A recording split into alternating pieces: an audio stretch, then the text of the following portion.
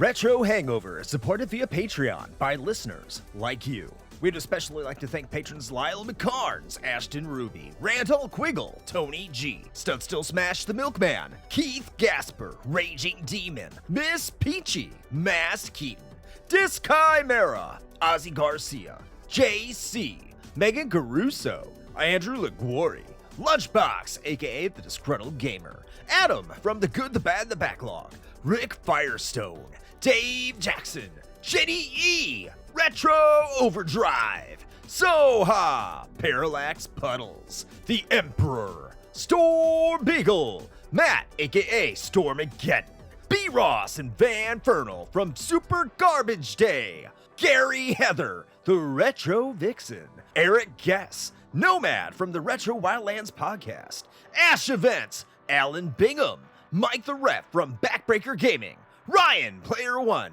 Low 5 Alex, Alt, Renner Dreaming, and Oh Me. Your continued engagement and generous donations are deeply appreciated.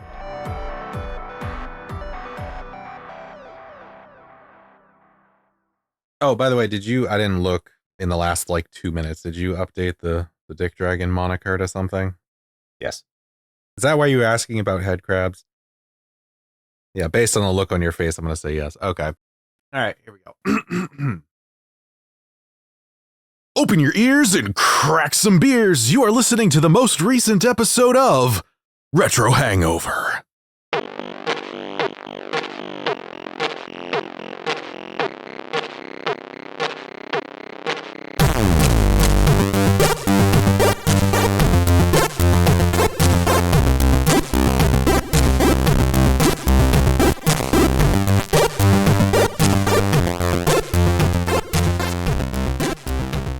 And hello, retro and classic gamers. Welcome to the podcast where we hearken Hydrogen Half-Life, hailing Halcyon Halogens.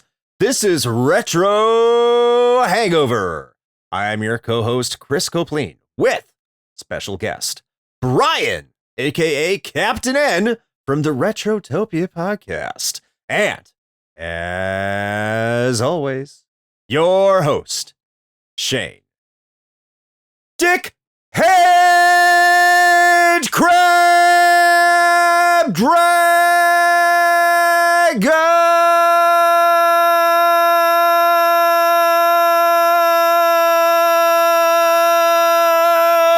Salter.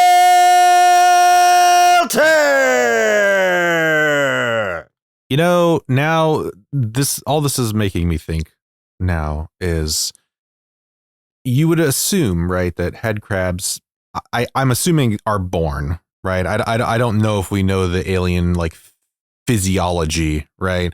But let's just assume that they're born. So they have to be small, right? So at some point there's got to be little baby head crabs, which then leads me to think, based on your intro there, that I just feel like it'd be a real bad day if one tiny little head crab decided to just latch right onto your junk. That is a bummer, to say the least. Maybe that's how they reproduce. Have we ever questioned the reproduction of a head crab? I don't think we have. I'm sure there's probably some very interesting Rule 34 out there somewhere. But this is the hard-hitting questions that we ask here on Retro Hangover, is how do head crabs reproduce? There's probably a canonical reason, but I couldn't be fucked to find out. There is Rule 34 on head crabs. There is. Thank you for looking that up, Brian, and welcome to the show again. Yeah.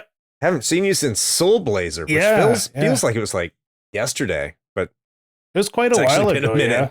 But it was. Yeah, that was the first podcast I ever recorded with anybody, anywhere, anytime, or anything. You guys are my first. Pop my cherry, so to speak.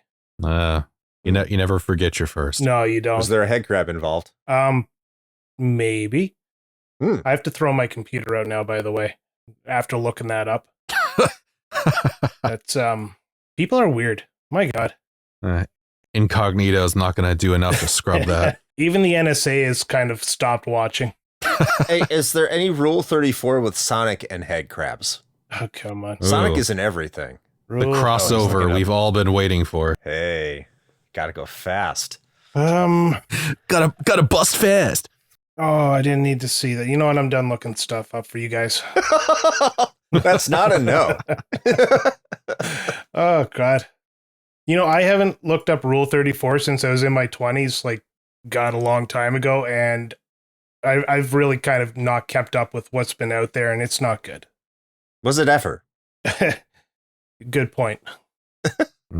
And what, I mean, we thought it was at some point in our lives, I'm sure. Well, it all comes down to one guy on the internet making up a whole bunch of arbitrary rules, and as soon as people saw porn, they're like, yeah, that's the one I want to go with. Why wouldn't you? I mean, it's porn. Seriously, name another rule. Porn. You don't know any. Rule 35. What's Rule 35? Rule 34 is that if it exists, there is porn of it. Rule 35 is if there isn't porn, someone will make it. Okay. Okay. So there you go. All right. Well, I've been shut up again. Well, we now know. Two separate podcast recordings today. 2 separate times I've been quieted by the hosts. I mean, listen, man, this is just an unfortunate result of me being chronically online since like 2001 or something. Okay. I don't recommend it to anybody. No. Yeah. There's chronically online is bad. Yeah. I've stepped outside and touched grass once in a while. I don't like it. Yeah, me neither. There's bugs and they bite your feet. Oh, we're in Canada. Yeah, man, we got fire ants down here. Yeah, they're angry. We have geese. That's our most dangerous thing here. And they keep coming down here. Of course. Can you stop them from traveling, stop please? Sending them down here. God. Why? Yeah, they're in Florida sometimes. That literally is our Air Force. That is our Air Force going down to do a preemptive attack on you people down in there where it's warm so we can eventually take over when it becomes inhabitable in Canada. You are honking up the wrong tree if that's the case, because by the time it's inhabitable in Canada, this fucker's going to be underwater. So fair point. I kind of like it. Like for the first, I think for the last 2 years, we haven't had snow until mid-January, and normally we get snow by the end of October. So this global warming is almost at the point I want it at. Just get rid of the snow for the entire winter. I'm good to go. Then we'll fight it. See, it sounds like there's hope for the future in Canada. Exactly. We're going to eventually become the destination spot with balmy, 97-degree weather. Nice. Can't wait. You can use Celsius. I'm happy you used freedom. I just took a guess at a number. I don't even know how warm that is. I know it's somewhere in the 30s. Very warm. It's 30. Yeah, 97 is very, very warm. Yeah. Anyway, it is in the 30s. Yeah. By the way, my scenario also means that Florida is on fire at like 150 Fahrenheit. That already feels like it. So, I mean, we'll adjust. We adapt.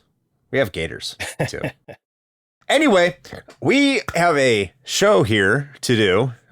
We had a great time with our little preamble, but it's time to get into what we are wanted to do and talk about games that we have been playing lately before getting into our game du jour, which is Half-Life 2, which turned 20 years old this month. That's impressive. It's as old as my Steam account. That would make sense.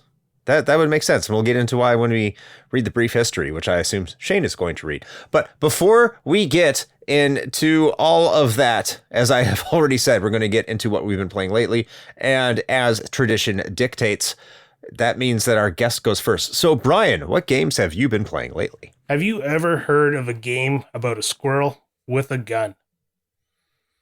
It is a little indie game, and it is everything it advertises itself to be. You play as a squirrel, you get a gun. That is the whole reason for the game.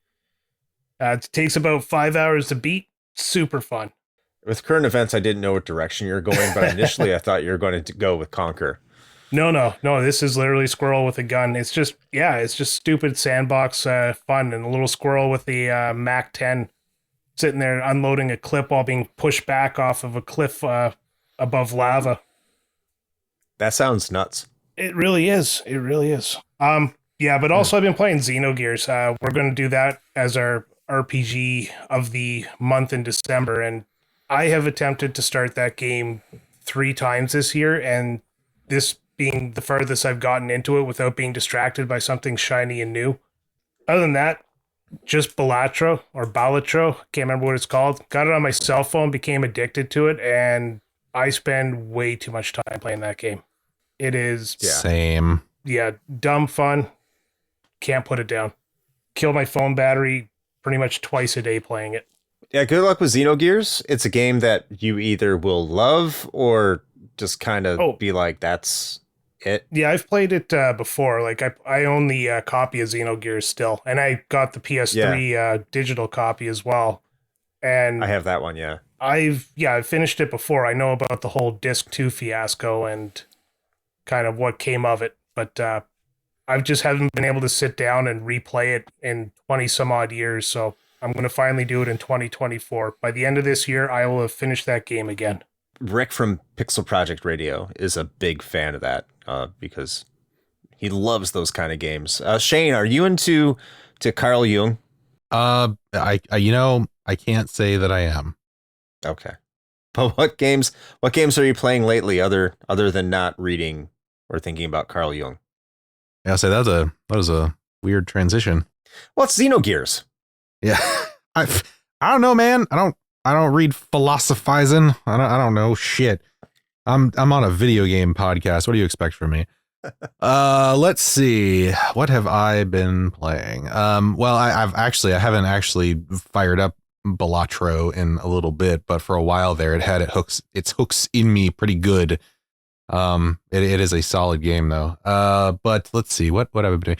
So I've been sticking with that new Wizardry mobile game, and so far so good. They've had a pretty rocky launch though. There's been a ton of bugs and things, and I feel like it's almost every day that there's an announcement when I fire up the game from the dev team. It's just like, so we're really sorry. There's just things that are kind of bad, and some people like it breaks their game and they can't progress, and we're working on it, which makes me think that this somehow got rushed out, which I don't know who was like clamoring for the mobile adaptation of Wizardry, but okay. But to be fair, they've been pretty hard at work trying to fix things up, but I think this could have used a little bit more time in the oven. But overall, as far as like a dungeon crawler goes, I still maintain that it's actually really solid.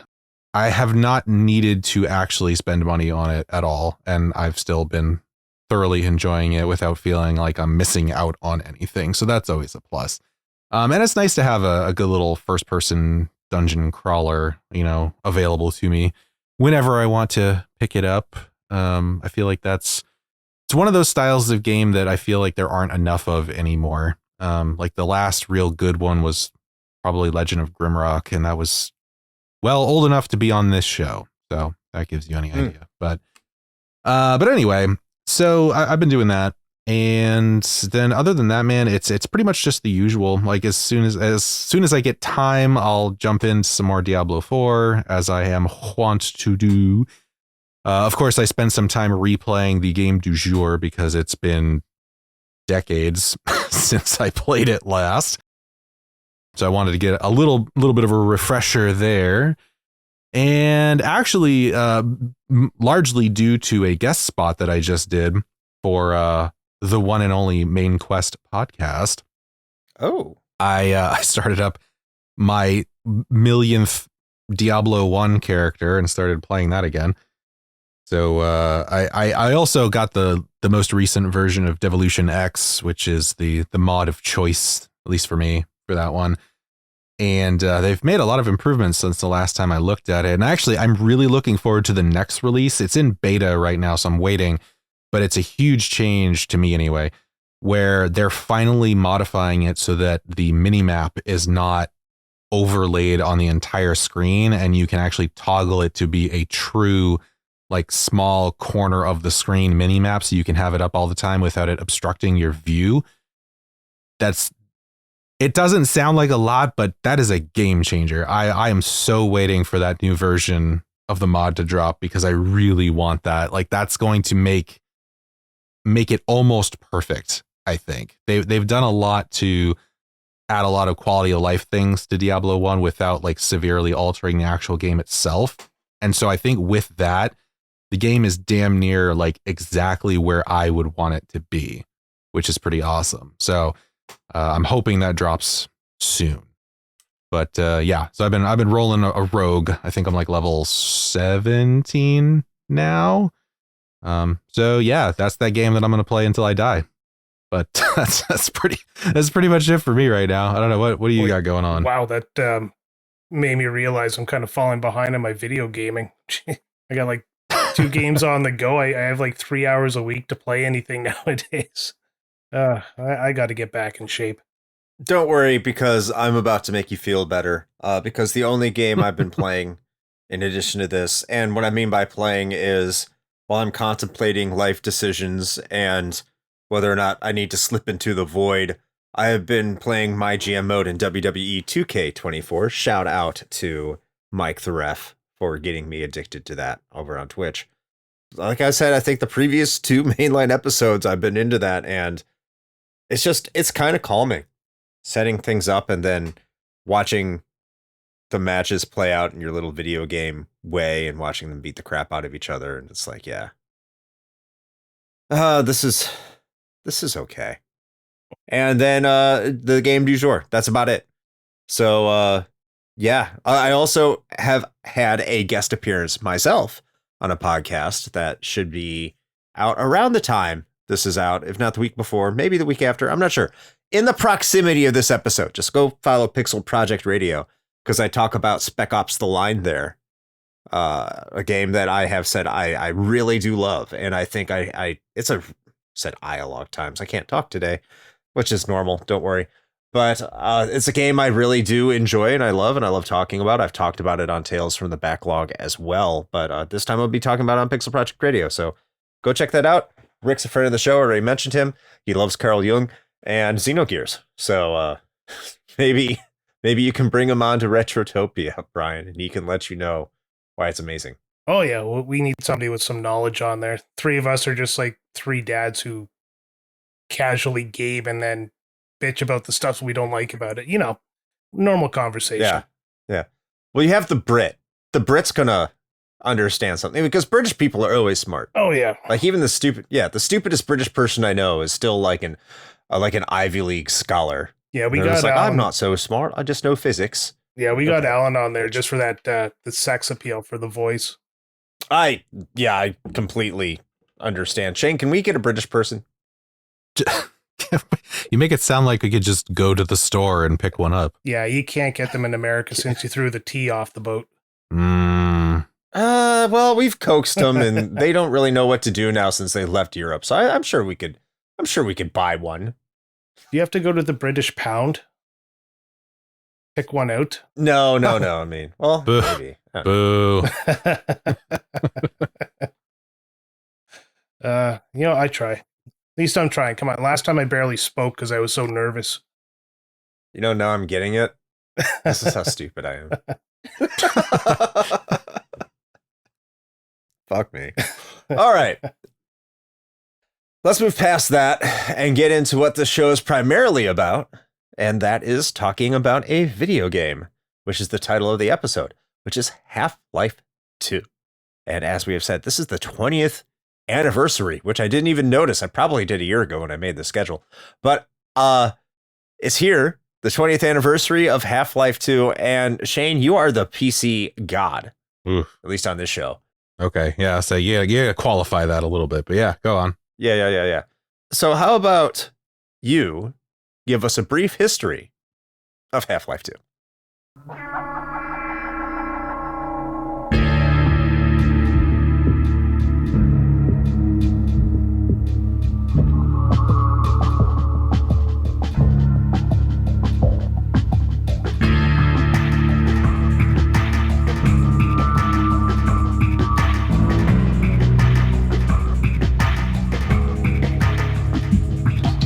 Half-Life, a cornerstone of the first-person shooter or FPS genre, has left an indelible mark on the gaming industry.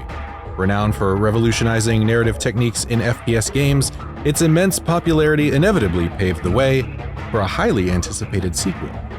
Valve Corporation, the original developers, took charge of the sequel's production. Gabe Newell, Valve's president, granted the development team unprecedented freedom imposing neither deadlines nor budget constraints. His vision was clear: to create what would be hailed as the greatest PC game ever made.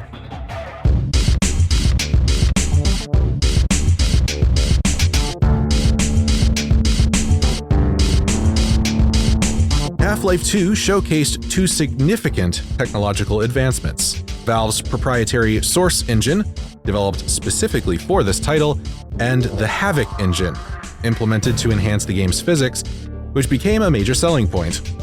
Unlike its predecessor, which was set in a single location, Half-Life 2 adopted a more expansive approach.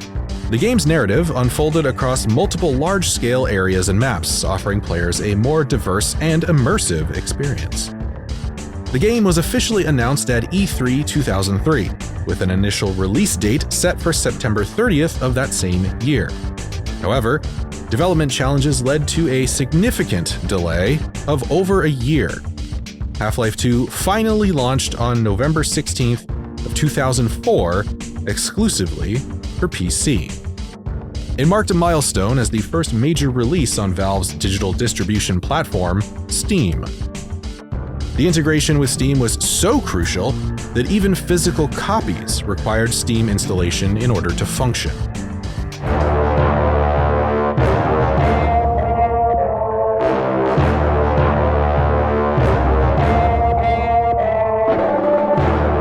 To mitigate potential launch day issues, Valve implemented an innovative solution.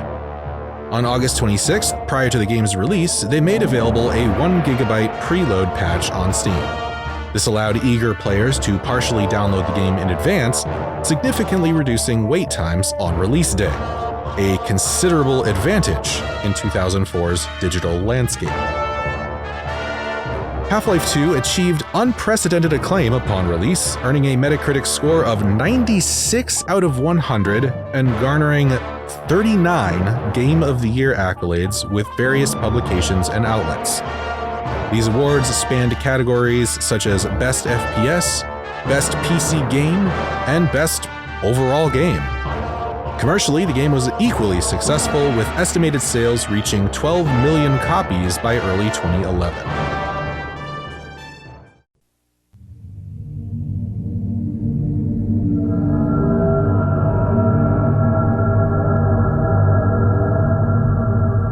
The game's success extended beyond PC, with console ports released for Xbox in November of 2005, and later for Xbox 360 and PlayStation 3 in 2007 as part of the Orange Box compilation, which also included Team Fortress 2 and Portal. Half-Life 2's legacy continues to influence game design and storytelling in the FPS genre, cementing its place as a pivotal moment in gaming history. And that is your brief history of Half-Life 2. All right. Thank you, Shane. Half-Life 2. Very important. I'm going to get it out of the way right now. First of all, I have never played the original Half-Life. Shocking, I know. Yeah, and I think it's wild that we ended up talking about this one first. Yeah. It's just like I saw an anniversary and it's like Half-Life 2 is a big game. And I didn't put much thought into, well, we haven't talked about the first one. So that's going to have to happen at some point, maybe. Also, I was not able to make it all the way through the game today. I made it pretty far. I would say I've definitely played enough to give my thoughts on it, unless there's some major mechanic that changes the game. I say if you play about, tell me if I'm wrong, and we'll get into this later, but if you play about half the game, you've seen pretty much everything this game has had to offer. No, you you get something on the Citadel that changes how the game plays. Isn't that like near the end of the game? It is. You get your gravity gun is upgraded to become super gravity gun. Oh God. Oh yeah. It changes how it functions. Like you vaporize people with it. I really want to hear about that because I did not make it to that point. I know I'm already going to be called a fake gamer. Probably already has happened, but I was not able to do that. So I will love to get that take. I'm gonna love to hear about that. Before we get into that, anyone have anything to say about the history of Halo here before we get into our personal experiences? Yeah, I love that you just said Halo. Halo. I didn't even notice. Yeah, Halo was a great game for the Xbox. Haven't played it in a while. God damn it. Can you tell I'm tired? All right. I'll say if anybody didn't say that fake gamer thing, they sure as hell are now. Yeah. Okay, Ashton, seriously, we should probably edit that one out. Nope. Keep it in. Yeah, really. No, It's keep gold. It out. It's gold, Jerry. He played Halo for the Nintendo. Real gamer over there. I remember when the GameCube came out, I got Halo, and I loved it so much especially with the innovation in the DualShock controller.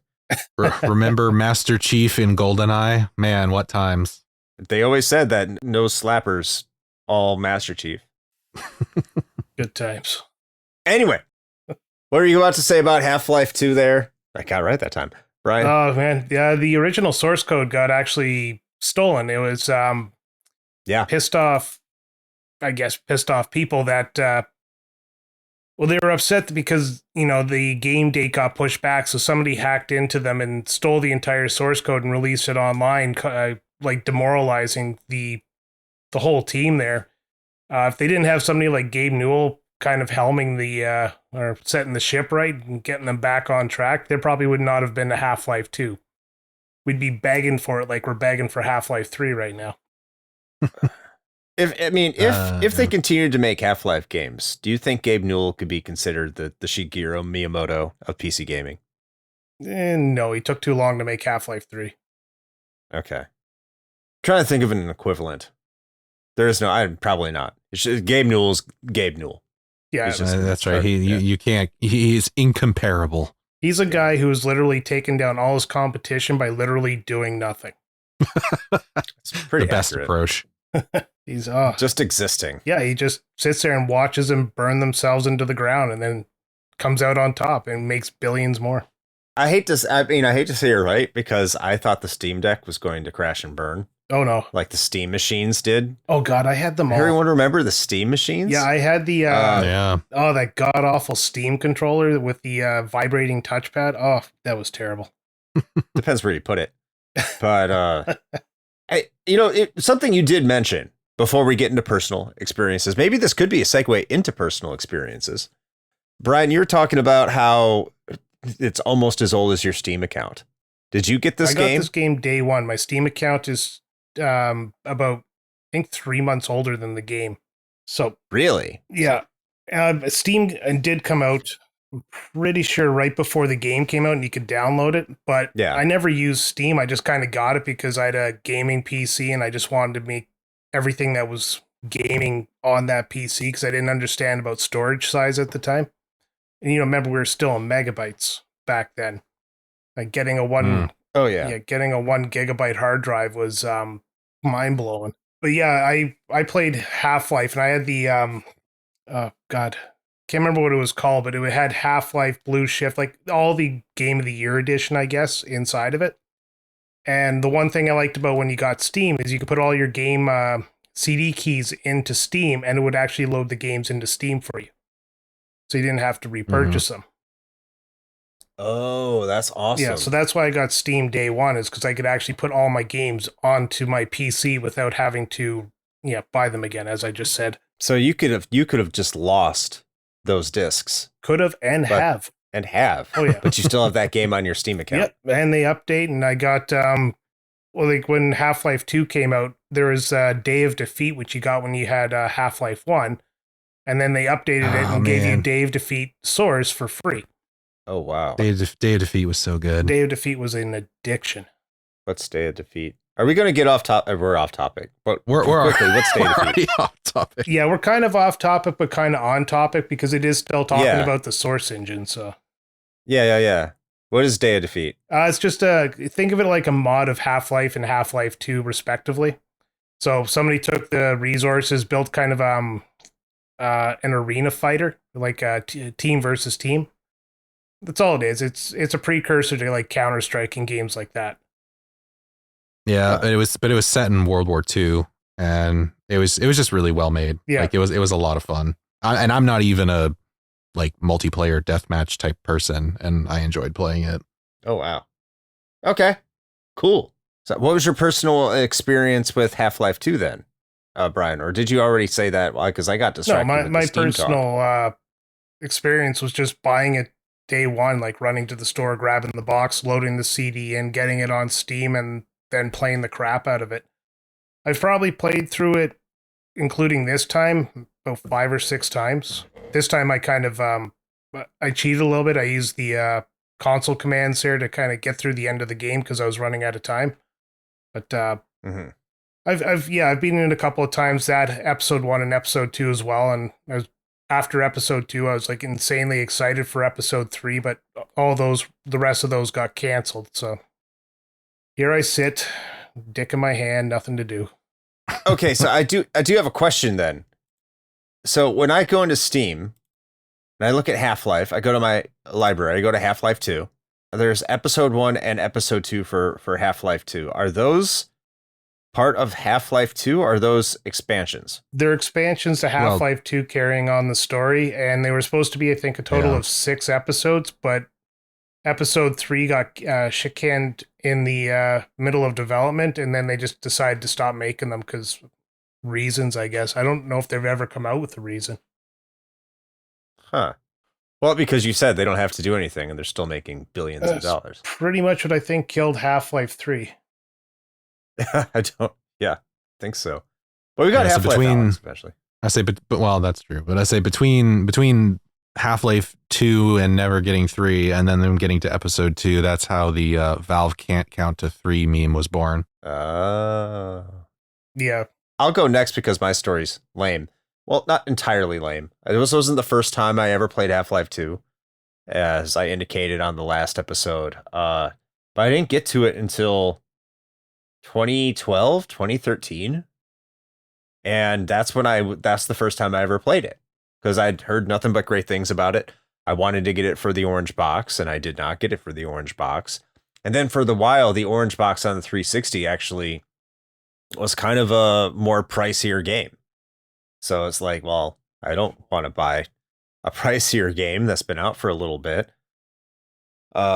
Wish I still had that mentality fully, but now that then I discovered Steam. I'd been putting off Steam forever because, like Brian was saying, Steam had been out since 2003. I didn't really have a gaming PC, and I was still much in the I got to get the physical game mindset.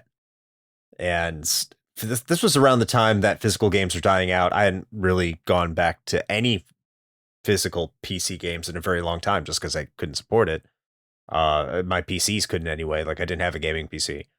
But I did have a PC that could play older PC games. So I was like, I think the first real digital platform I was using was GOG, or Good Old Games, as it was called then, because it was old games that you could play and you could own. It was awesome. But then I don't know what convinced me to get Steam. I don't know what really pushed me over that, but eventually I got Half-Life 2 with it because it was probably like $2 or $3 at the time, because that's what Valve always does with their games periodically.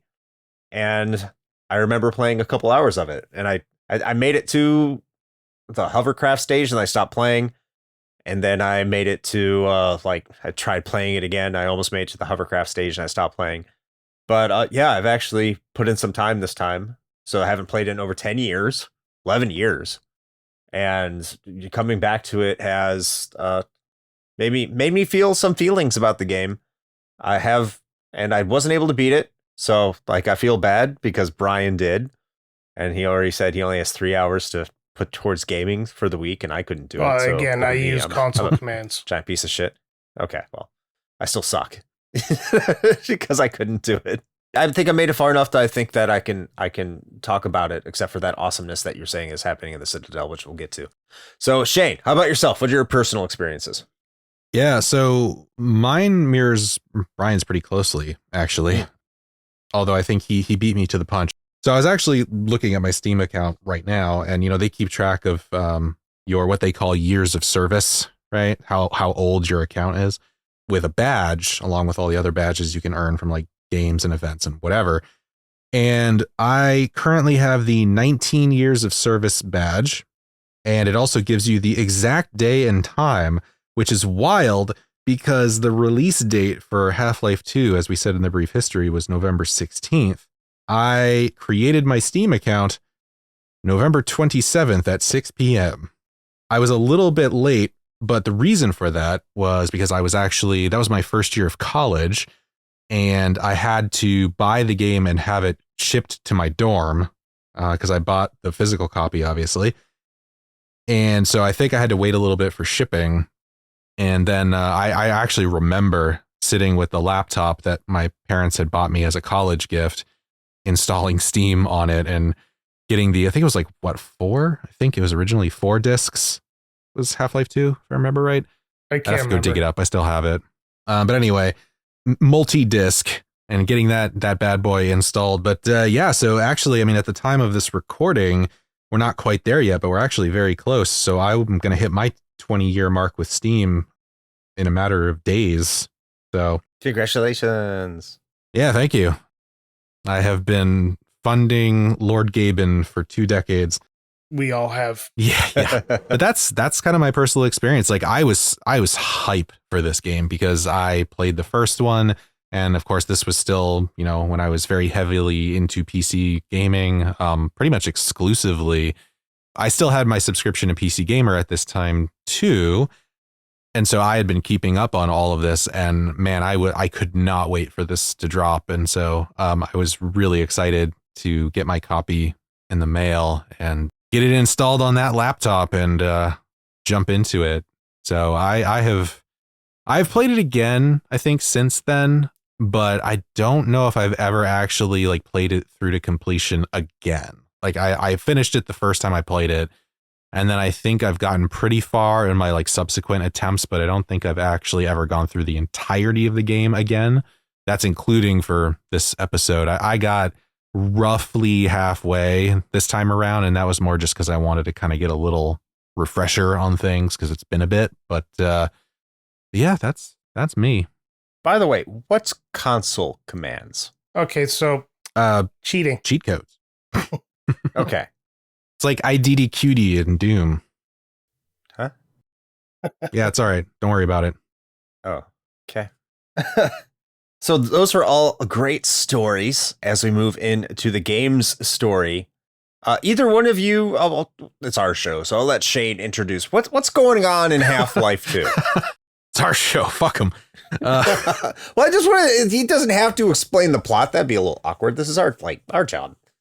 Yeah, sure. So, I mean, I guess I'm going to have this sort of predicated on the notion that people are somewhat familiar with the goings on of the original Half-Life, especially considering we haven't actually talked about it. We have not. But suffice to say, the one and only Gordon Freeman, the very on the nose and aptly named guy, the one free man, shows up again roughly 20-something years after the events at Black Mesa, where the aliens crossed over thanks to a resonance cascade because we did that whole, chaos theory, Jurassic Park scientists did, but did they ever question whether they should kind of thing. So he kind of comes back, and we're not sure where he's been really, other than maybe, he crossed over to the other dimension at the end of the last game. So maybe he was there the whole time. But anyway, he comes to a world where it's basically under one totalitarian government run pretty much by the aliens in this like consortium known as the Combine. And this all occurred in what is really depressingly known as the 7 Hours War. It took them 7 hours to completely subjugate the entirety of planet Earth. So that's a big win in our category, I guess.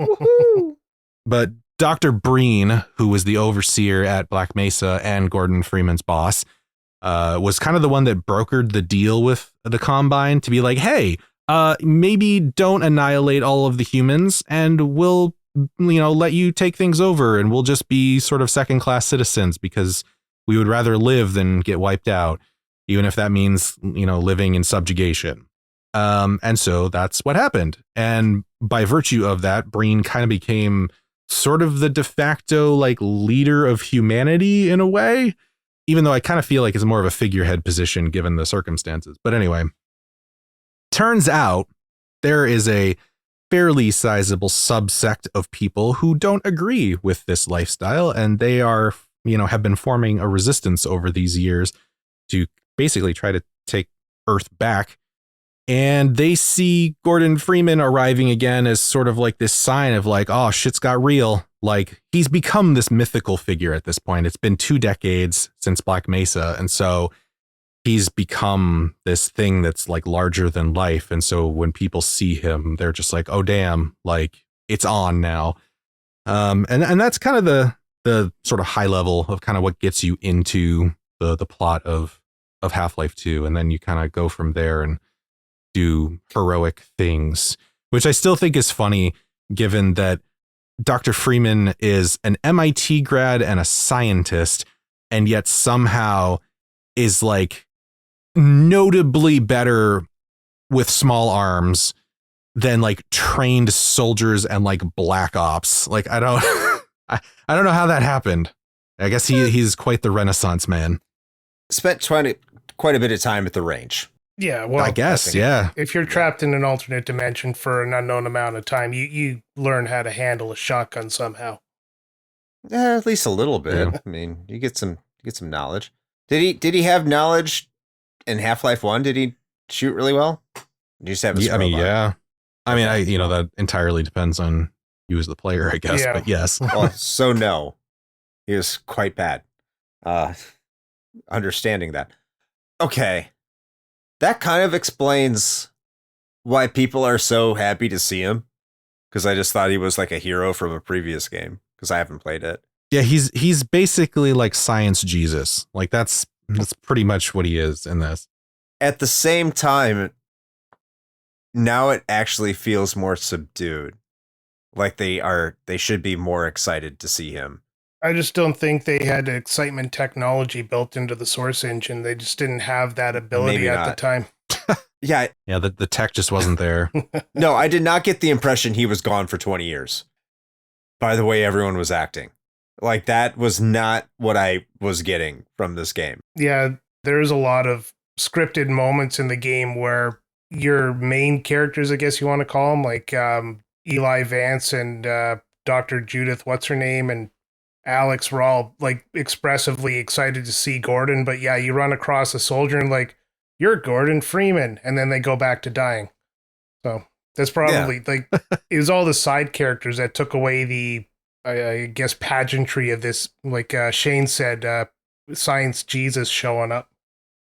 Well, even when like you first meet Alex and who's the crazy doctor with the teleporter thing, like even when you first meet them, like that's the first time you really run into anybody who really recognizes you. Yeah, you run into some, I don't want to say scrubs, but yeah, scrubs that like are helping you escape City 17 on your way to like the bigger and better places.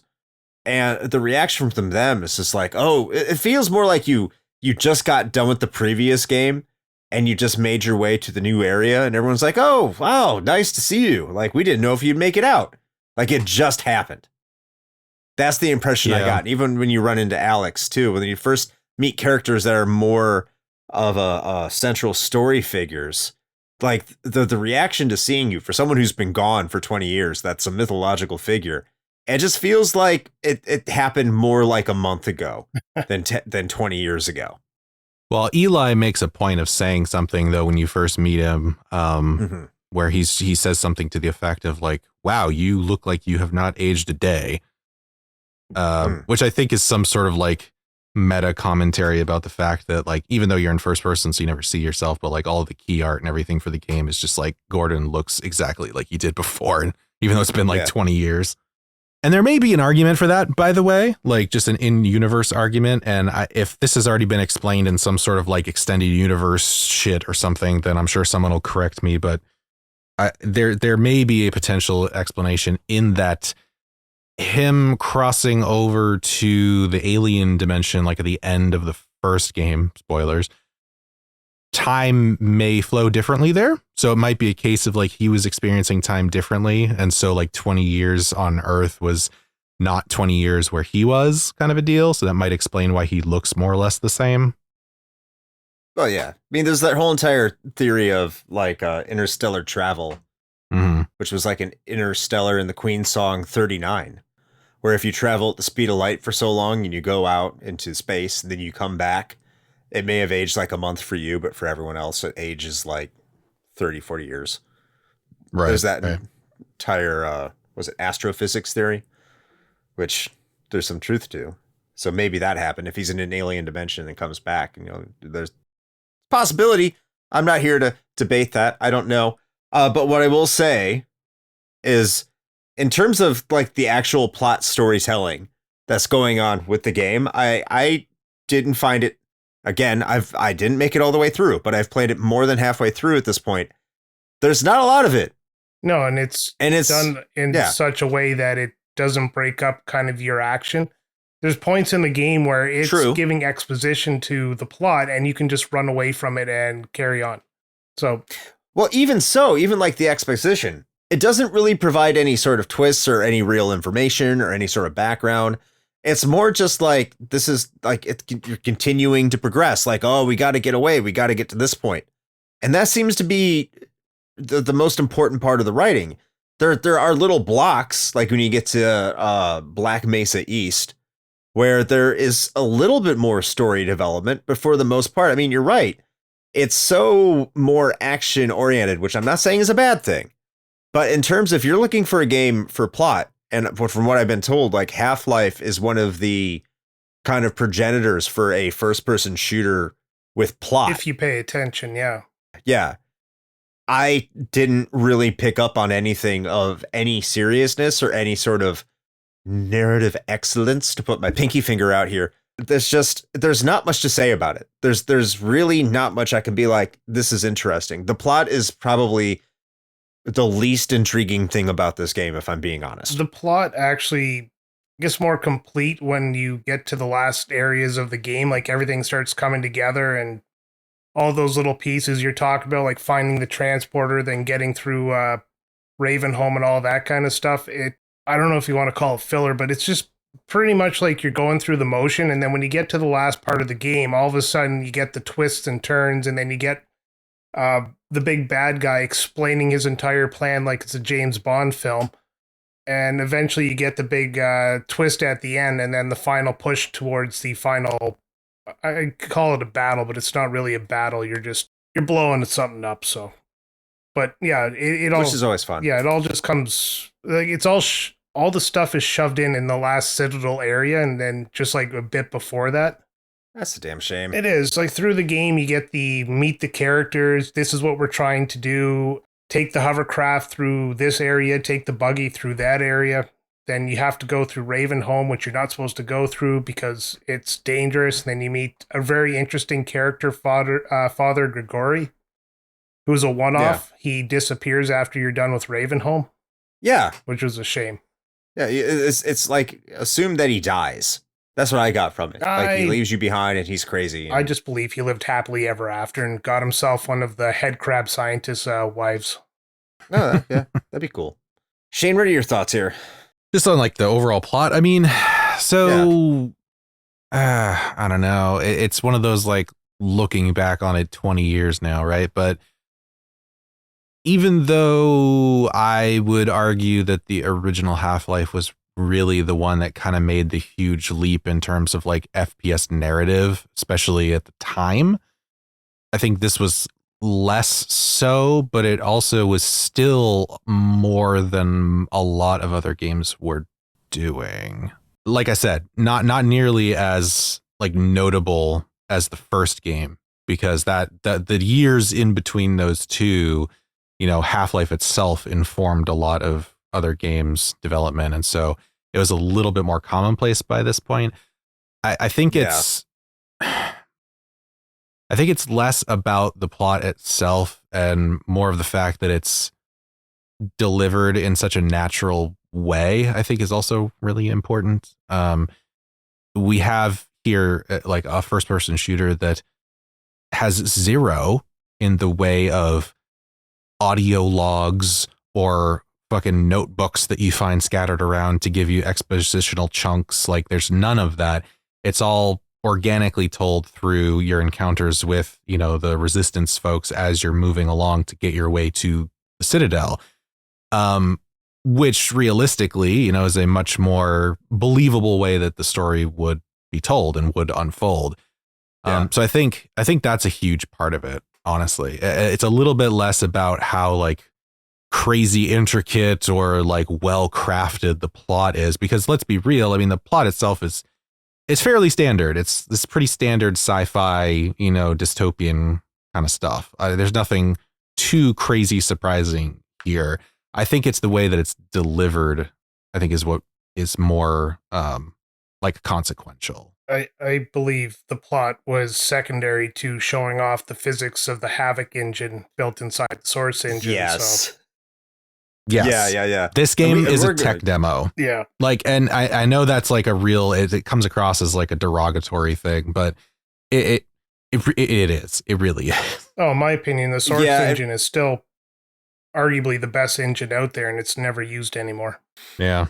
Yeah, I mean, we'll get to with the physics in a minute, because I don't disagree with you whatsoever. I think that is definitely the case.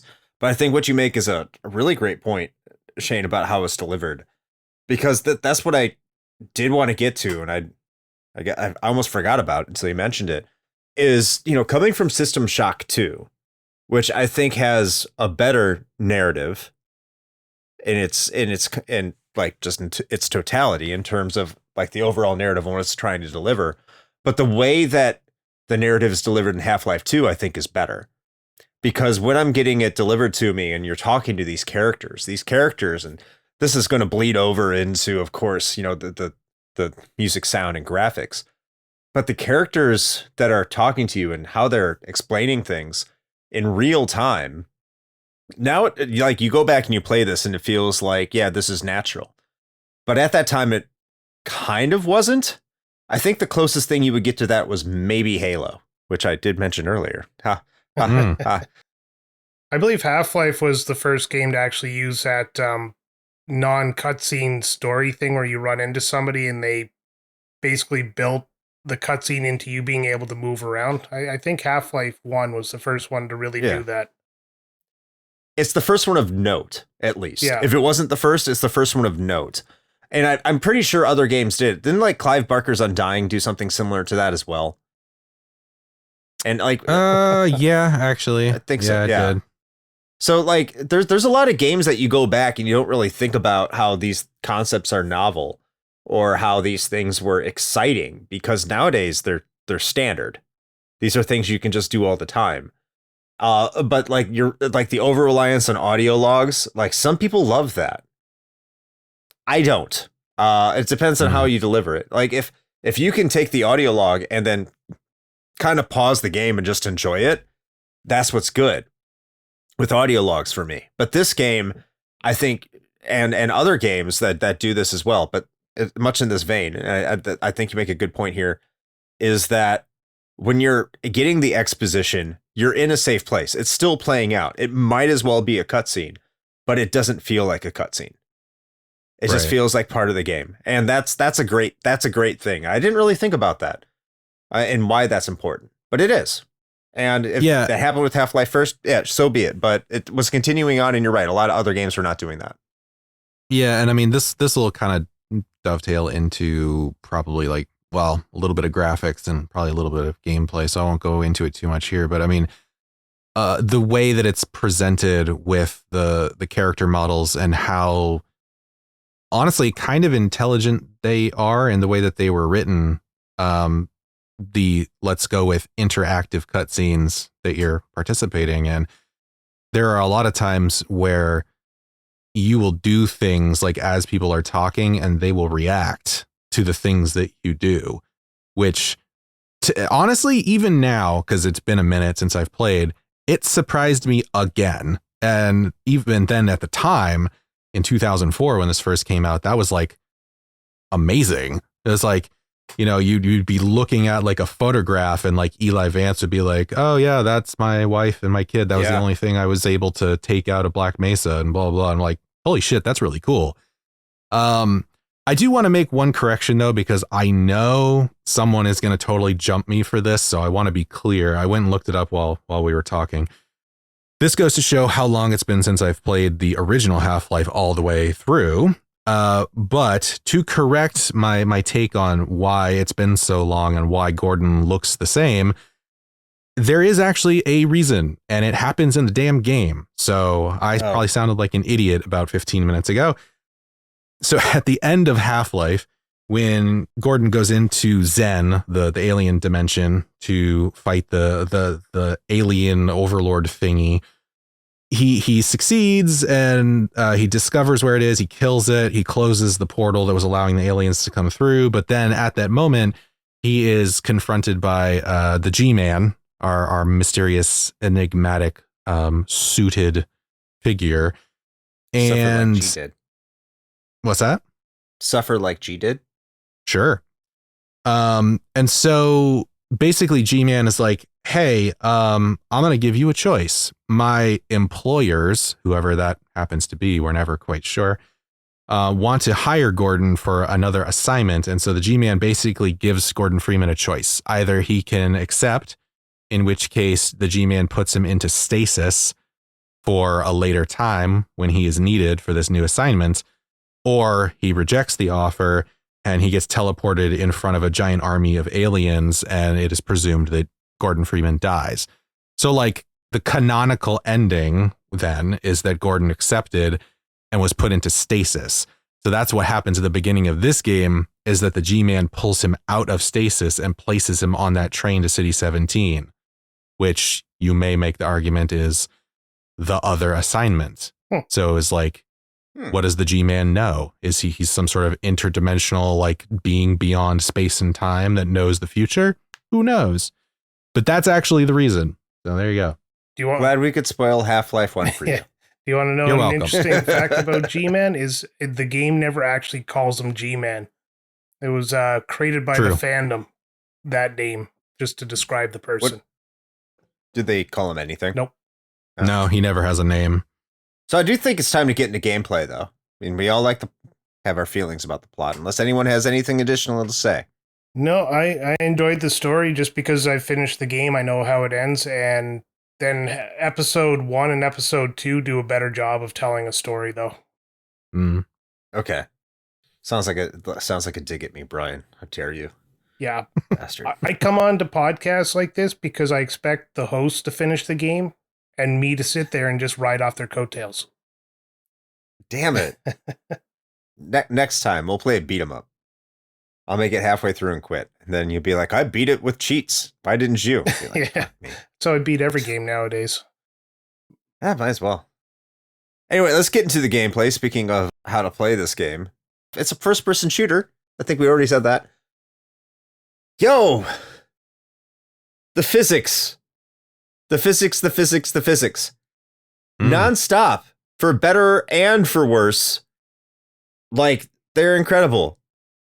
Like, this is silly. This is, what was that game? Octodad? Fucking Octodad. Oh, yeah. Like, feels like I don't know why that's the first thing that comes to mind, but they're like, because like the physics were trying to be like so ridiculous in that game to a point for Octodad. And then like, I think about Half-Life 2 and it's just like, everything makes sense. Almost too much sense.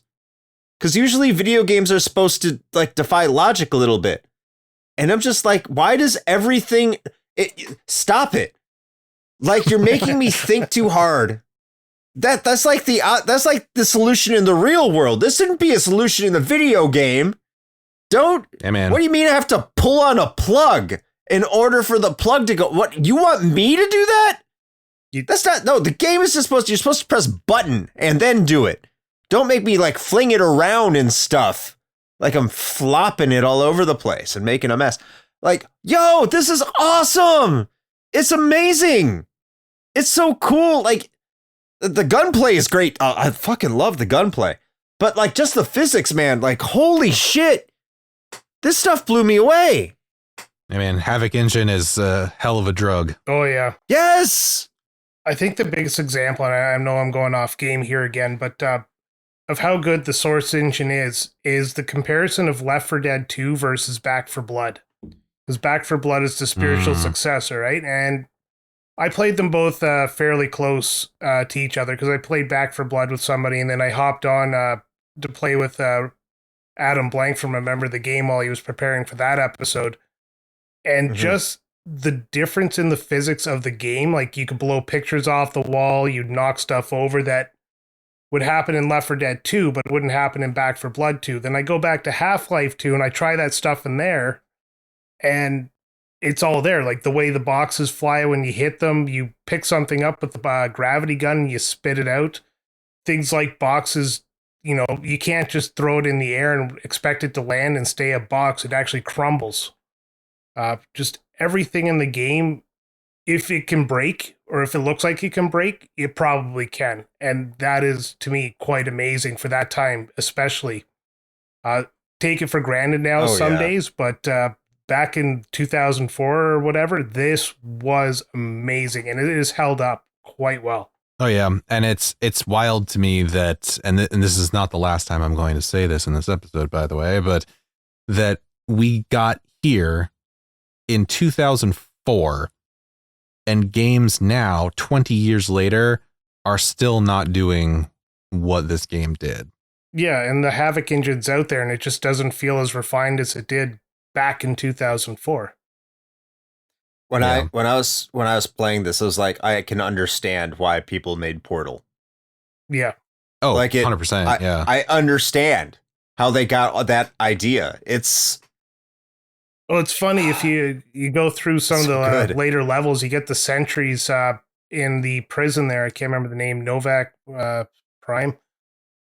Nova Prospect. Yeah, and you got these turrets in there, and you can see they're almost the prototype for the Portal turrets there. They react the same except for the talking and stuff like that, and that's all I could think of is when I picked them up and moved them around. Yeah. And by the way, I just want everyone to know, if this is your first time listening to this show, I am a prolific first-person shooter hater. It's true. I hate first-person shooters. Is everything perfect about Half-Life? No, and I'll get to that in a second. Well, Half-Life 2, but I'll just say Half-Life for the remainder of this episode. If I say Half-Life, I mean 2, because I haven't played the first one. But I was having so much fun. Whether it be with the gunplay, it felt solid. Whether I was using a controller, because I was using Xbox 360 controller at times, or mouse and keyboard, and depending on the situation, for some are better than other parts. You know, I know there's a whole thing, mouse and keyboard better. Overall, I think that is the case for this game. I know, shocker, PC games better with PC controls, but it's like everything feels good. The couple of flaws I have is taking damage, especially when you have a suit. Like the way you take damage isn't consistent, especially when you have like those stupid antlions that are attacking you. And sometimes you're taking damage and you can't notice. And this happens with a couple enemy types where like you'll take some damage off or get hit, and it's not always noticeable because there's like no vibration on a keyboard, right? It'd be a little bit more noticeable if you're using a controller. And also the vehicle sections on a keyboard, they're bad. Yeah. Mouse and keyboard, the vehicle sections fucking suck. Hard disagree. Fine, you can disagree with me. Fuck you. But the problem is that once you get the gun, at least on the PC version, I don't know how they did it on the 360 or the Xbox or the PS3. I don't know how they did on the console versions. But once you get the gun on those vehicles, I don't know how they use the gun, because the gun requires the mouse to move around and shoot while you're using the keyboard to move around. I can understand some second stick shenaniganry, but either way, like that doesn't feel good, because like the entire time when you move the mouse around to move in the direction you want to, and then you do that with the vehicle, and it's like, no, you got to use S and A, which are your strafe buttons, in order. It's like, dude, no, this is fucking with my head. I can't fucking stand that. So those are the skill issue. That's what this is. This is a skill issue. Yeah. This is a skill issue. But the other thing is the last thing is jumping feels a little off. But all right, someone go ahead. But those are my issues. Breathe in. Now, I mean, breathe okay. out. Yeah. To be fair, I can see why that would be difficult, especially A, if you don't generally play a lot of first-person shooters, and B, you're more accustomed to a controller as your like main method of input. Mm-hmm. I can 100% see why that would be problematic. Like, all jokes aside. However, if you are more familiar with mouse and keyboard and you've played, a fair number of FPSs, then I don't think it's as problematic as you're maybe making it sound. I never had an issue with that, where even before you get the gun attached to your vehicle, I never use the mouse to navigate. That's Gordon Freeman's head, right? So you're using that to look around, but I always use the keys, the S and the D keys, to like turn and like, or S whatever, and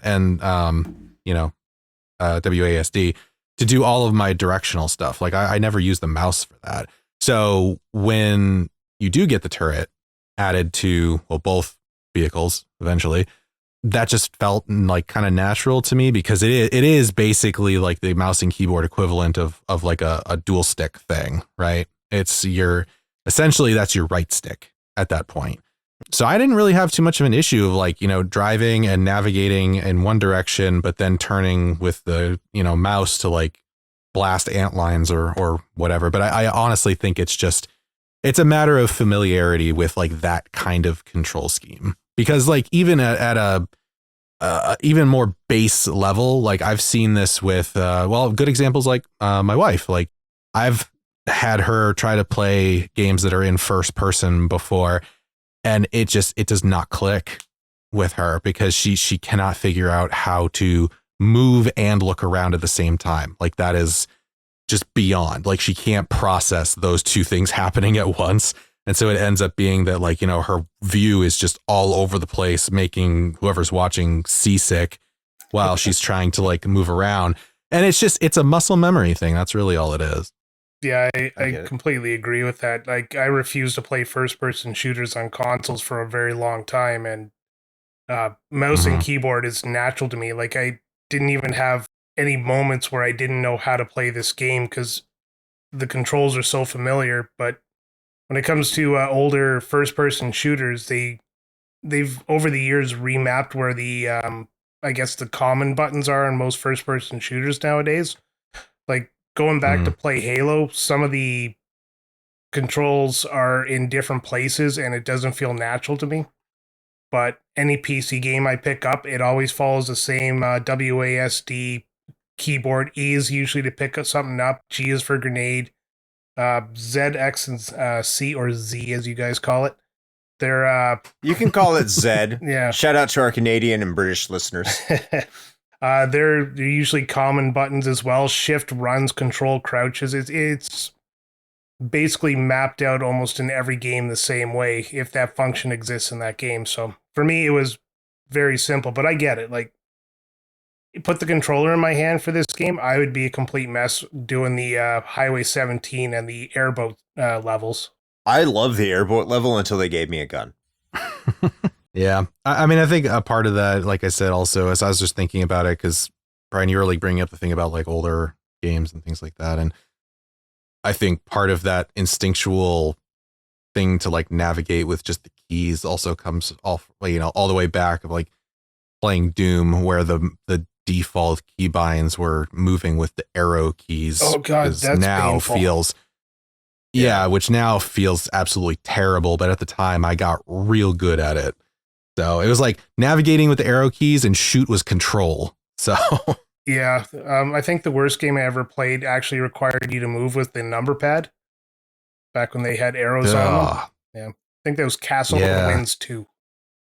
They still do have arrows on them. I don't think anyone knows why anymore, but they still do. No. At least on my keyboard, there's arrows on them. I don't even have the number pad on my keyboard, so I have no idea anymore. That makes sense. Yeah. Yeah, I was about to say I dropped that a long time ago. I got a more compact keyboard because I never use a number pad for anything. Oh, I love my number pad. It's so bad. It's like dialing a phone. Just got to strap it to your wrist. It's in pain from so much number pad usage. Yeah, I'm going off topic again because I love to do that. But have you ever seen those specialized gaming key controllers? They'll have like the WASD and then they'll just fit comfortably in your hand. And that's when you know you're a true gamer and you really, really live in the basement with the door locked in.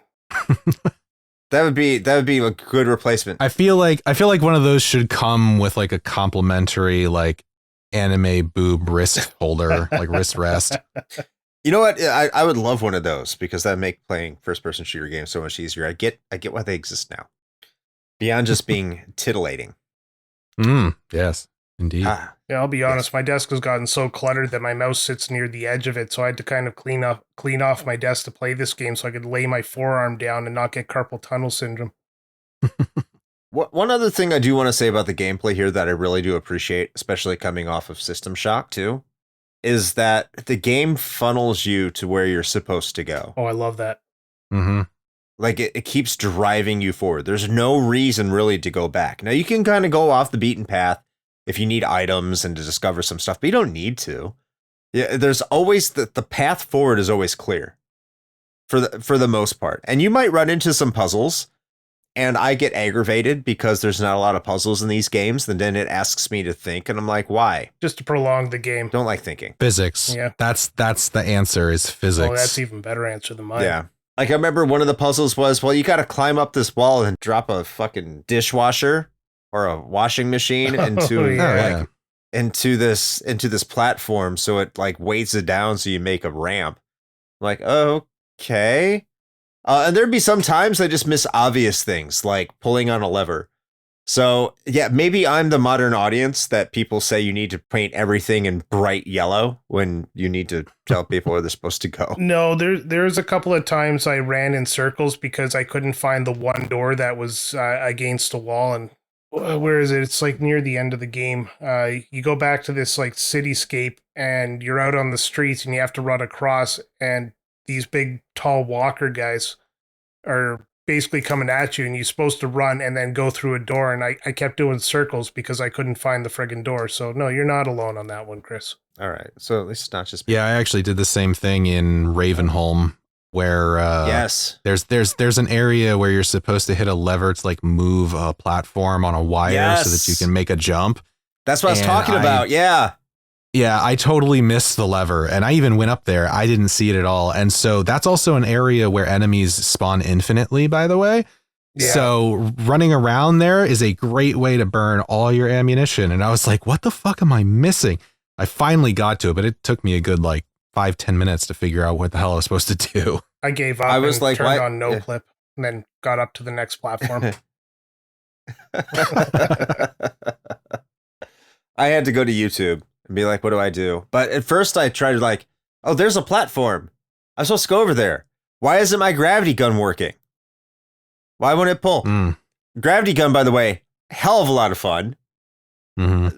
Doesn't have a lot of practical use in gunfights, but in Ravenholm, when they first give you it, oh, it is so much fun throwing like little incendiary bottles at your enemies and watching them burn to death. Did you grab the saw blades? Yeah, the saw blades. You pull them out of the wall there and you cut them in half. I wish there probably is a game like this, and my lack of first-person shooter knowledge.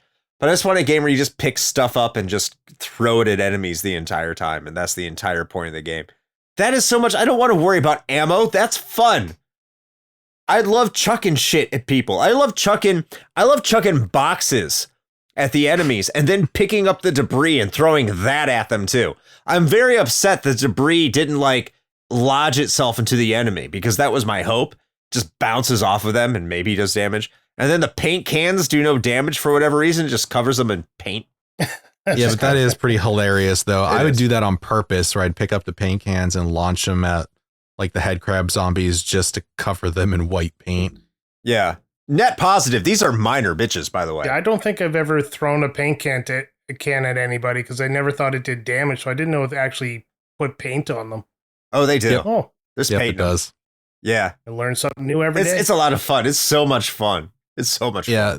The thing with the Havoc engine too is that like everything has realistic weight, and also that translates to relative damage. It's very intelligently done. So like in those sections when you're using random items to, throw at enemies, and because it's a great way to conserve ammunition too. So, grabbing paint cans, they may do some damage, but it's pretty minimal. And things like, just a piece of a board or something, like it doesn't do too much, but then you start grabbing, like you can pull radiators off the wall. Those things will crush motherfuckers, which is great. So it's just really cool that level of detail is there, that you actually have to like make those split second decisions of like, what can I use that's actually going to be effective, as these like headcrab zombies are trying to swarm me. It's really cool. And you touched on something, I think a little bit earlier, that I wanted to mention a little bit more. And that's sort of the pacing of the game. For the most part, I think it is masterfully done. It is paced extremely well most of the time. It really kind of shuttles you along from one really interesting set piece to another, and it almost never feels like you're just kind of dicking around. Like there's always something going on and you're always pretty engaged. There are a couple of exceptions to that I think are kind of stand out in more stark contrast, I think, because the majority of the game is so well paced. As much as I like Ravenholm, and I really do, I think it's a fantastic area, I think there's a little bit of time where it kind of it drags a little bit too long. Like nothing crazy, but I started getting to that like fatigue point where I was just like, all right, we need to go on to the next thing. And then there was one other one. I think it was, I want to say it was the whole section with like the dune buggy. Like that took a very long time where you kind of Highway 17. Yeah. Highway 17, I think overstays its welcome a little bit, but those are kind of minority cases, I think. Once you get to the bridge and you have to walk across the beams. Yeah. Like at that point, you're still in the section of Highway 17 where you start off driving a buggy along. And now it's like, yeah, just narrowly navigate this bridge. Oh, fight this drop ship, navigate your way back.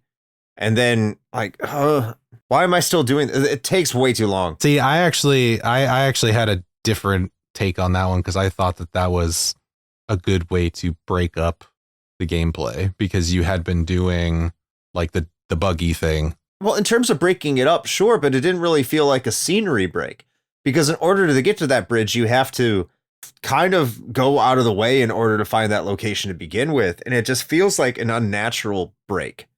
That's how it felt to me. And I didn't like the part because I don't like every single time you do press a button to move forward, like you kind of move fast, not when you sprint. So like making sure, and this is something where the controller comes into better application, is that the analog control is much more sensitive than just the WASD, where you can control the pace of your character. So that would make it easier to go across the narrow beams that you have on this bridge that it expects you to do. And of course, like jumping across the scaffolding that works fine. But it just feels like you're right. That section, even though you're saying it breaks it up, it goes on a little too long. I like the pacing of Ravenholm, to be honest with you. But I do think that both of the vehicle sections, I think they both kind of overstay their welcome. Yeah, the bridge part for me, I didn't mind going over the bridge, but I was really kind of hoping they would give you almost an easy way back, because, after you unlock those gates, why couldn't you just climb to the top of the train or the tracks and run back and grab your vehicle? But no, instead you have to navigate your way back, have that fight. Exactly. I don't know. And then after you get back into your buggy, you rip down the tracks and a train comes out, and you have like that narrow second to get between the train on your left and the one barreling at you. And it took me 3-4 attempts of getting my ass handed to me. As soon as that train hits, I'm glad I'm not the only one. Yeah. Yeah, that took me like, I think a good 4 times to get it right. Yeah, especially because that's when the physics really let you know that they're not fucking around. Yeah, and you get battered right off that bridge, and it's just like, hey, fuck you, start again. Even when you go out of the way, like the place next to it, because of all the rocks, you can like go careening off into the water. Yeah. if you don't have the right angle, even if you get out of the way. Yeah, that's what happened to me. The one time I thought I actually did it. I ended up hitting the wrong thing and I just rolled down the cliff and I was just like, well, here we go again. Hooray, vehicles. Yeah. Oh, man. Yeah, I mean, having said that, though, I do have to say that as someone who's played a pretty fair amount of first-person shooters, usually I really don't like vehicle navigation in first person because it usually feels like shit. And I will say that this game is one of the ones that I feel actually does it surprisingly well. Like, the vehicles feel really smooth to use, and I think in a large part due to the implementation of the Havoc engine, they react in a way that makes sense. Now, granted, there are definitely some like Skyrim-esque moments where sometimes the physics gets a little wonky and it's like, oh, I just launched this thing into fucking space for no reason. But for the most part, they handle surprisingly well. Yeah.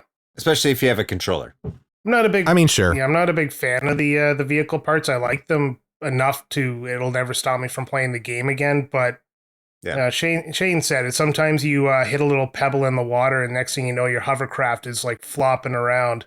But you always land the right side up. No, but just facing the wrong way. And then the car there, where you have to get out and flip it. Sometimes that bothered me. Did you ever get to the part with the pheromones, where you controlled the antlions? I just got to that part prior to recording that. That's where I got to. That part was neat. That was also another underutilized part because you get that pheromone thing, and that is the only part of the game that comes into play. And then after you're done that little section, you never use the pheromones again. It was kind of dumb in a sense that they had this great idea to take these antlions and essentially, turn them into your pets. And then as you go through that, you have to get rid of those pounders that keep them away so that you can get them to attack the, what are they called? The Covenant? I don't know names tonight. Okay, now you're screwing up your Halo. So you got me all in Halo now. Anyways, the bad guys. Yeah, that's my fault. Let's just call them the bad guys. But yeah, underutilized. The Combine. Sure. Combine, that's it. You said the cunt. Oh, the Combine. I thought you said the cunt lion as opposed to the ant lion. This isn't Retro Wars. Yeah, that's the Australian Half-Life 2. Oh, crikey, look at this little fucker. Well, and I think that's actually a great point, because I think that feeds into this feeling that, for better or worse, Half-Life 2 is very much like a sort of tech demo, like let's show you what we can do kind of a thing, because it is as well crafted as it is. If you really boil it down, it is this like string of very intentional set piece moments of like, look at this cool shit we can do with this engine. Yeah. Which is not a bad thing. Because like I said, I think they couch it all in, the overall plot and like the gameplay and everything. So it doesn't feel like you're moving from like one demo to another, but that is kind of what you're doing. Oh, for sure. Yeah. Because you don't get the rocket launcher till partway through the game, and then it becomes kind of useless as you don't get a lot of rockets going forward. The gravity the gravity gun that gets upgraded in the Citadel there would be wicked fun if you got that earlier in the game. The gravity guns, you get it early in the game, but honestly, like, besides playing around, how often did you use it to move the story forward? Even unplugging... It's not practical. Yeah, even unplugging those shield plugs to get to the next part, I threw a grenade and it blew it out of the wall. It was easier. And I was just that lazy because you keep getting grenades from all the Combine there. Yeah. Well, I mean, that's a good point. I know we've been going a long time on about this, but like, what's that section when you're coming out of the Combine has sniper rifles and they're sniping off the head crabs, and then you have to make your way through this tunnel where all the train tracks are, and you have to throw grenades at their location while they're sniping you from in order to make it through. And I think that goes back to your pheromone point. Like, there's only one section, unless something happens later, where they really try for you to think more strategically in how you approach the enemies. Because I didn't really experience that. It's mostly superior firepower or like rounding them up and firing at them. Like, I love the gunplay in this game. As I already said earlier, I love how it performs. But there's certain situations that are like, oh, that's cool, where I have to think about the angles that they're trying to shoot me at, and I have to think about how to take them out because I hadn't thought about this before. And this is the different way I need to do this. And it only happens once. And I think that's that I mean, it's not bad because it's a good section, but it's like I wanted to see more of it.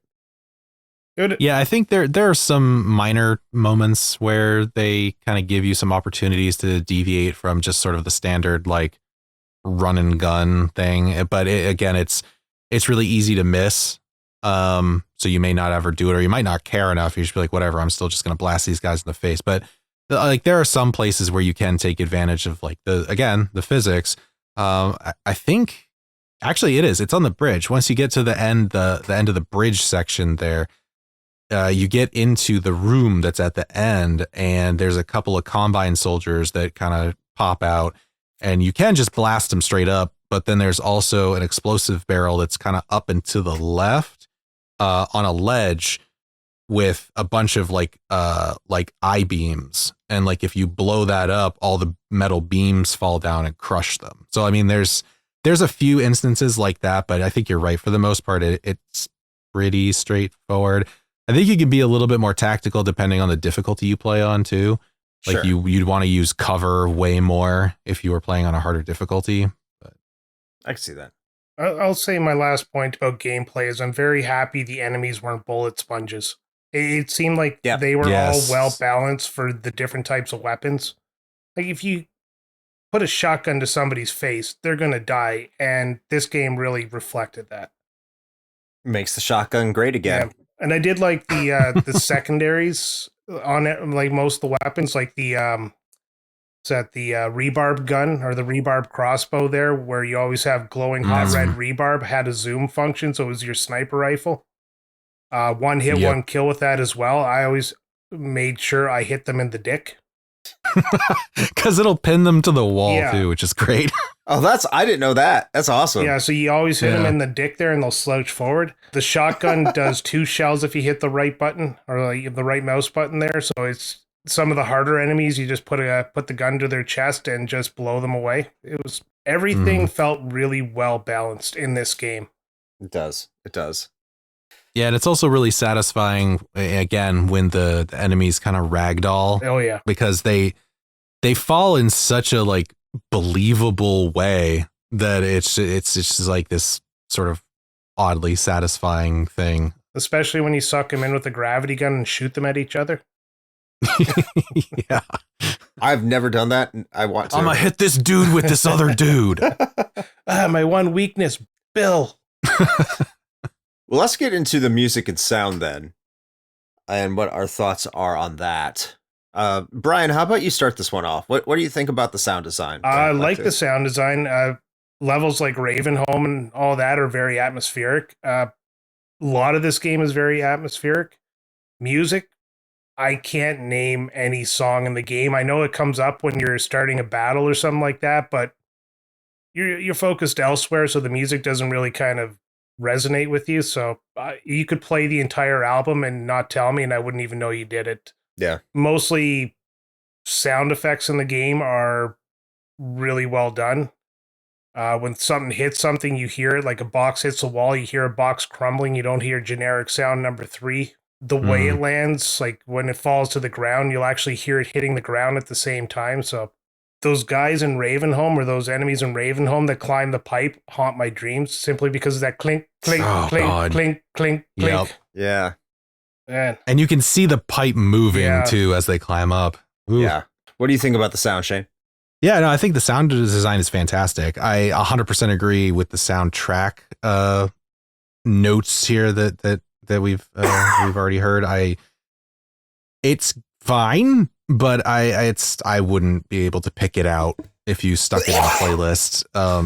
It's mostly just like incidental music, right? Where it's just like, oh, there's about to be a thing that's going to happen that's important, or hey, you've gotten into a more actiony section of the game, so we're going to give you some pumping music, or you made it to one of the outposts. And so we're going to play the sort of somber, piano key track or whatever. And it works. Like, I feel like I'm being a little reductive, but I mean, they all work really well. It's just that it's not like particularly notable. I think as far as audio is concerned, the sound design is what really stands out, and the voice acting. The voice acting is fucking top notch. Yeah, it is. I agree. That was something I forgot to mention. Yeah, the voice acting is just really well done in this game. Voice direction, I think we cover that in the story, where if this is someone you haven't seen in 20 years, I think there should be a little bit more surprise. But in terms of the voice acting, I would agree. I don't have any complaints. And I think that's my biggest underlining thought about the sound design for Half-Life 2 is I have no complaints. Like, I have nothing negative to say about it at all. Yeah, that's basically all you can say about this. The music's there. It doesn't offend you. The sound is very atmospheric, fills the game up. The voice acting is very well done, and a shotgun sounds like a shotgun. I will say that this is sort of a product of Half-Life 2, and more importantly, the Source engine being as ubiquitous as it was. I guess I was going to say is, but I don't think too many people use Source engine these days. But you should.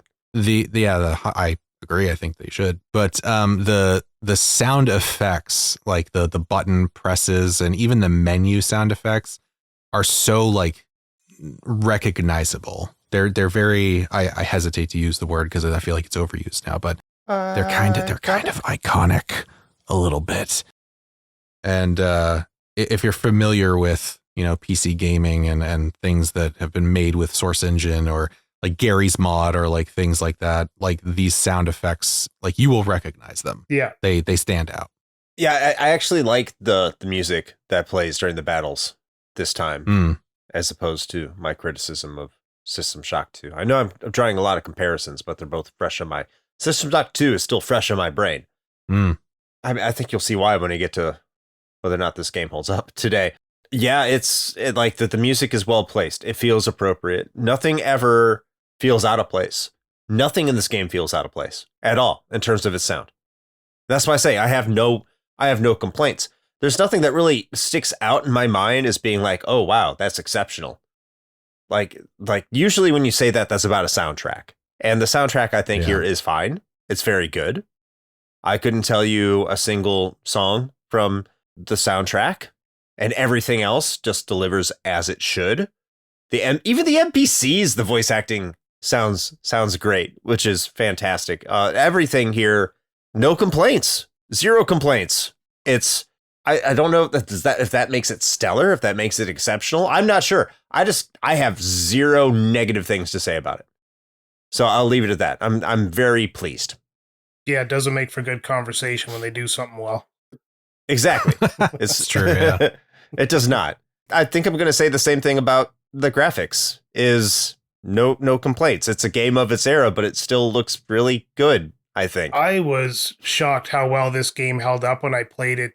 This playthrough here, it is gorgeous. Like, I didn't have a computer that ran at like ultra settings back in the day, but now that I do, I mean, this game looks amazing, especially for 2024. A 20-year-old game looks better than some games being released today.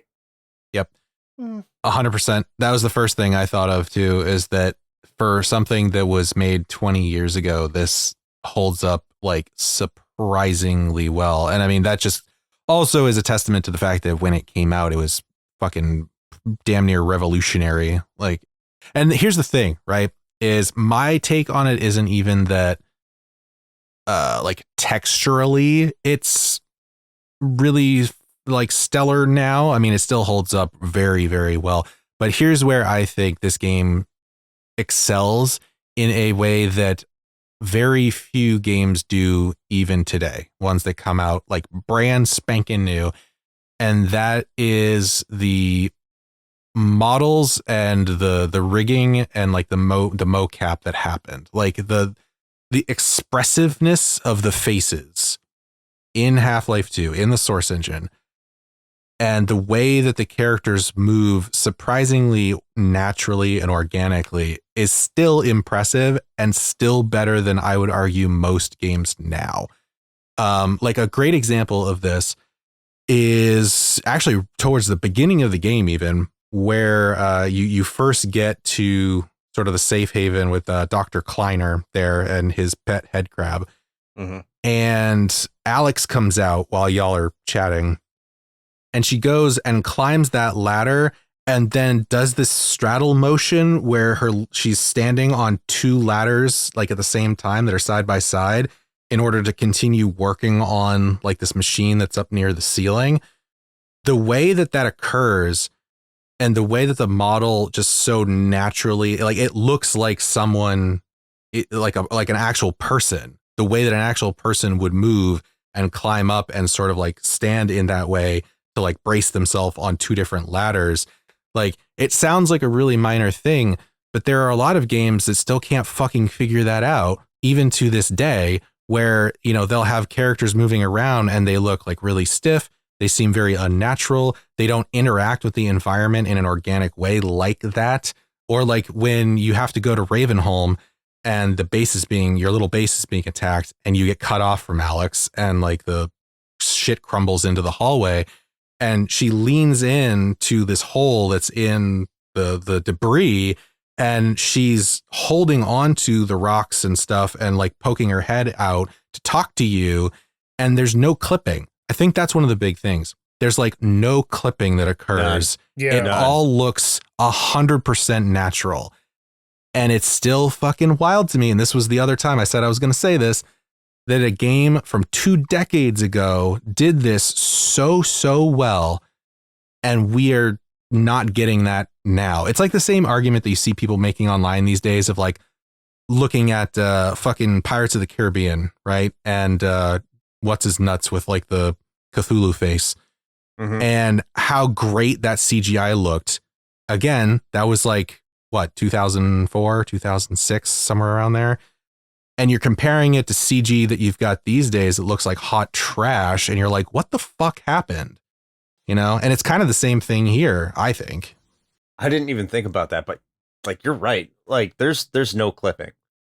Like all of this looks extremely fluid. The fluidity of the moon for all the character models. And I understand this is PC, so you didn't see this on PS2. You didn't see this on Xbox. And why would you? I mean, it was more powerful than that. It was designed to be on platforms and max specs that were more powerful than either of those consoles.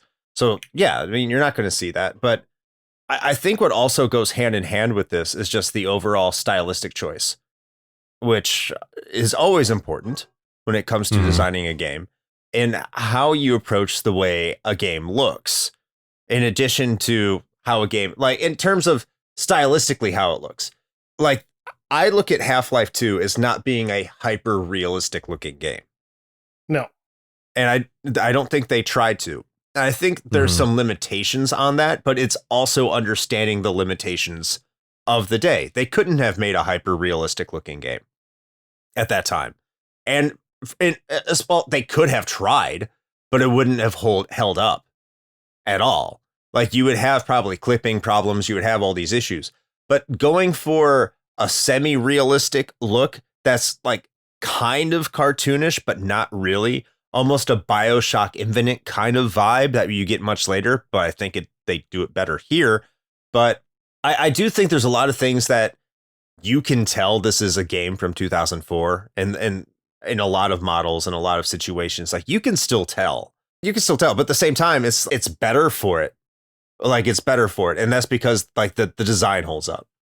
Brian? For the time, I mean, the models do have that guy from Men in Black with the skin pulled over his body look, but at that time, that was what everybody was. You remember PlayStation 1 and, you know, N64 and the square head James Bond and GoldenEye and stuff like that. It was a leap forward for graphical technology. But I think the only issue with the graphics was when you climbed a ladder, your gun stayed the same position and you could just shoot like you're just going vertically with your both hands on the gun. That's it. For as much attention to detail as they put into this game, that was just one thing I kind of wish they took a little time and, maybe you're at a disadvantage climbing a ladder where you can't have your gun as you're climbing. Something like that. Gordon Freeman was a spider monkey. Yeah, pretty much. And he has 3 legs. Yeah, well, the way they talk about him, you expect him to have that third swinging leg. Yeah. It's under complete control, too. It can grab onto things like a tail. Absolutely. There you go. Prehensile penis. Yeah, nothing else in this game I found bad. Like, the graphics are just amazing. Yeah, I guess that's my final thought on that. I just wanted to bring up the ladder thing. It's a good critique. Yeah. But it's probably a gameplay choice at the end of the day. Yeah, the game I think of that did the ladder the best was Fear. FEAR. Yes. And yes, 100%. Yeah, when you get on a ladder, the whole character turns and you climb down. They do that to use jump scares, and I still to this day can't play Fear. But it was a realistic way of going down a ladder because you can't hold your weapon and climb a ladder, or at least you can't use both hands while climbing a ladder unless, like you said, you're a spider monkey. With a third leg. Yes, with a third leg. Again, minor gripe, didn't even affect me in the game. Will not affect me, scoring this at the end, but just one of the little oversights they had. All right. So I think this brings us to where we're going to start winding this episode down and give our final thoughts. But before we do, we'd like to turn it over to our patrons and their pontifications in our patron pontification section, as you wouldn't believe it was called. If you want your thoughts read here on the patron pontification section, all you got to do is 2 little things. First of all, join our Discord. That's free. You can do that. Go to our link tree, join our Discord, be part of our community. It's available to everybody. In fact, you could just hang out there and just drop patron pontifications, which is our second part, where you just got to go to our Patreon, which is also part of our link tree at patreon.com/retrohangover. And you can join for as little as $1 a month. That's right, $1. And just drop your thoughts in our section called Patron Pontifications, and you can have your thoughts read here. I will be starting this off with the Emperor. The Emperor says, I remember my dad buying me Half-Life 2 from Best Buy when he came up to visit me while I was in college. I had a blast playing this game, and it still holds up to this day. Maybe we will all see Half-Life 3 soon, and I'm sure it'll be a straight banger like Half-Life 2. 2 thumbs up from the Emperor on this gem. Play it now if you've never played it before. Thank you, the Emperor. I think, Brian, I think you should read the next comment here. Oh, this guy. Normally I give it over to Shane, but yeah. I think you should read this. All right, well, this guy's kind of full of himself, and he comes from a small show called Retrotopia. He goes by Storm Beagle, but, it might as well be self-important jackass. You'll know why I said that. Be a couple of times I've had to tell him to eat shit on a podcast. He says, I'm not sure if I ever finish Half-Life 2, but the part that sticks out the most is crawling around in the ducts with a crowbar while those little creatures attack me. Also, flickering lights. I'm not sure if this was considered a horror game, but definitely had some of those elements. Ravenholm is where I got the horror gamey vibes. For sure. I love the crowbar, by the way. Much more powerful than it has any right to be. Yeah, most iconic weapon in gaming. Well, not the most iconic, but definitely on the list of top 5. It's up there. Yeah. Right, Shane?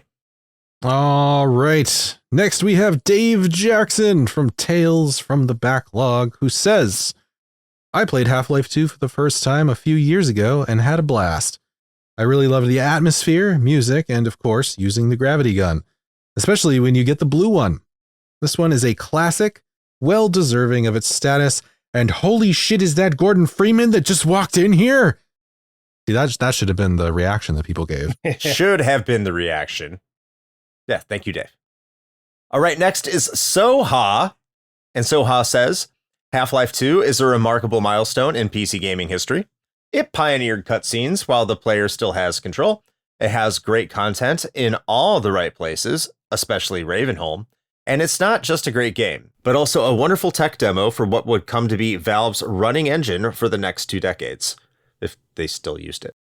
I personally think Half-Life 1 is more fun to play, but Half-Life 2 is undeniably the one that everyone should play to see what it's all about. Thank you, Soha. I looked it up earlier. The last game to use the Source Engine was built in 2022. Oh, so they are still using it. I think it's more for the modding community now, but yeah, the last game on the Wikipedia is 2022. What's it called? Entropy 02 by Breadman. Developed and published. Okay. I've never heard of that. Hold on a second. There's a game called G-String just before that in 2020. I might. Yeah, G-String sounds fun. It's a first-person shooter, telekinesis, pyrokinesis. Oh. I don't think it has to do with what I thought it did.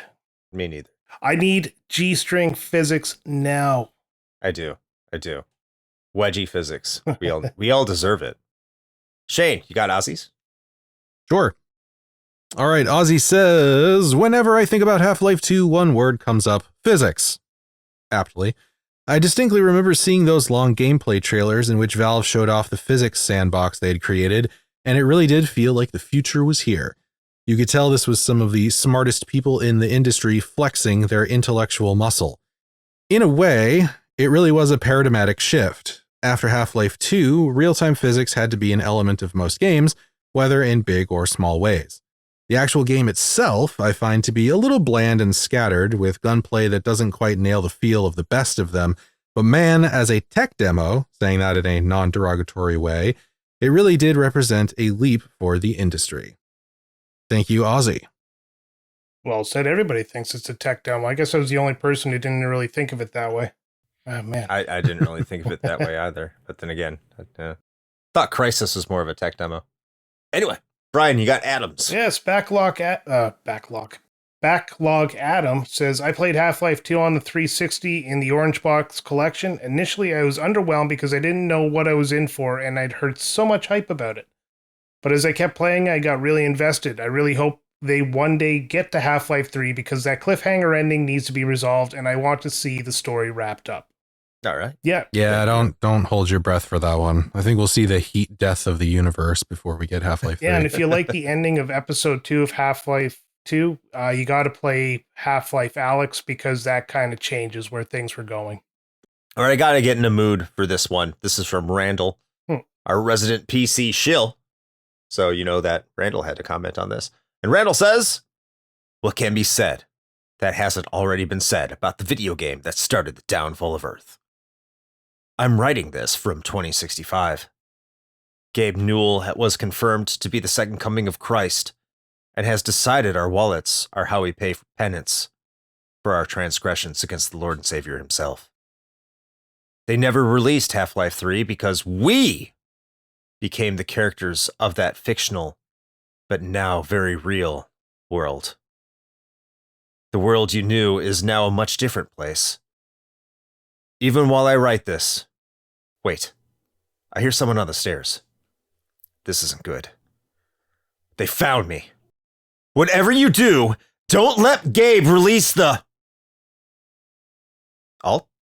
The what? Release the what, Randall? We need to know. All right, and then in a complete 180 in tone and everything, we have our final pontification from Alt, who says, I own over 2,100 Steam games. I do not own Half-Life 2. That's actually impressive that you have that many Steam games and somehow didn't just get this in like a bundle or some shit. That's all right. Kudos to you. I know what you play, Alt, and that had to have been 99 cents at one point. I don't know why you don't. I feel like you have to actively avoid it at that point. Yeah, I thought you're required to buy it just legally. Yeah, it's part of the terms and conditions of Steam, Yeah, I thought. They wrote it into the U.S. Constitution that you have to have a copy of it. Well, at least we're writing something positive in there every once in a while. I mean, I still don't have Skyrim or GTA 5. That doesn't surprise me. Oh. For you. I mean, for you. Yeah. It's funny because I have 3 copies of GTA 5 and 4 copies of Skyrim. That makes sense. Yeah, so I think even I have 2 copies of Skyrim, which is relatively a low number of copies. Yeah, most normal people have a copy of Skyrim. You know what? I'm going to give Steam a shout out on this one because they gave me the anniversary edition for free. Same with the BioShock remasters. I got that for free too. Yeah, they just showed up in my library one day and it was no money, no nothing. Just here's a upgraded game for you. Praise Lord Gaben. That's right. This is why he doesn't have to do anything to win. Exactly. All right. But now we're going to give our thoughts on whether or not this game holds up today. Myself and Shane will go first. And as tradition dictates, as we are wont to do, as we said earlier, our guest will give the final word. So, Shane, how about you kick this one off and let us know whether or not you think Half-Life 2 holds up today? I mean, yeah, like fucking, of course. Like, there's a reason that we were saying that it's weird and a shame that people aren't using the Source engine still. I mean, granted, the graphics are a bit dated now, but I mean, you can also fix that up. People have done it. You can put ray tracing in that shit if you really want to. It's fantastic. I mean, and actually to a certain point, I'd actually tend to agree a little bit with Ozzy's pontification in that comparatively, there are some places in the game where it does feel a little, to use his word, a little bland, but that's kind of talking about it now. Like, I have to remember when this came out in 2004 and I was super hyped to play it in college, which was yet another thing that I can't believe I actually passed my first year of college. Between this and WoW dropping in the same semester, I'm surprised I survived. But anyway, yeah, man, there's a reason this is hailed as one of the best games ever. And it's because of what it did. It's the innovations that it brought to game like mechanics. Like the physics engine is incredible, as we've said. Overall, the game still looks surprisingly good, even 20 years later. This is what happens when you give a dev team basically unlimited time and money. That's kind of what we said in the brief history. Gabe was basically just like, listen, just do what you're going to do. And when it's done, and it doesn't matter what it costs. And obviously that's not realistic for probably most places. But when you get some of the brightest minds together in a room and you give them unlimited time and an unlimited budget, this is the result. And it's one of the best games ever, really. So yeah, it absolutely holds up. It's very easy to get. You can get it for super, super cheap almost all the time at this point. So for some reason you haven't played it and you don't have a actual physical aversion to playing FPSs, then I would say you really need to give this a shot. Like there's this thing that happens with some games, and I say some because it seems like it's exceedingly rare these days, and that might just be because I'm old and bitter. It feels like there are a few games where you sit down and you really just get kind of like absorbed. I think it happens more when you're younger, just because of you got more time on your hands. And I would even go so far as to say you have a bit more imagination left in you. And once you get to our age and we're jaded by the real world, it's maybe harder to do that. So that might be part of it. But even going back and playing this again now to talk about it for the show, I got sucked in. I was thoroughly enjoying myself. I spent several hours at a time playing this at a time in my life where I don't necessarily have a ton of time to play video games. So I think that says something. It's just, it's expertly crafted and it's not perfect, as we've pointed out, but it is something that I think almost everybody should experience at least once. All right. I think that was very well said, and I'll be much more succinct here, because I would echo a lot of what Shane would say, especially if I had probably played it back in the day, in that, yes. And I can say this because I know I hate first-person shooters, and I did not hate my time with this game. I had a lot of fun with this game. I had a blast with this game. I have very little complaints about this game. I mean, the complaints I did have, they're in this episode, and they are few and far between. This is not, I don't think this is a perfect game, but this is also coming from a noted first-person shooter hater. So take everything I say with a grain of salt. I don't know whether or not I like to play a first-person shooter with a mouse or keyboard or a controller.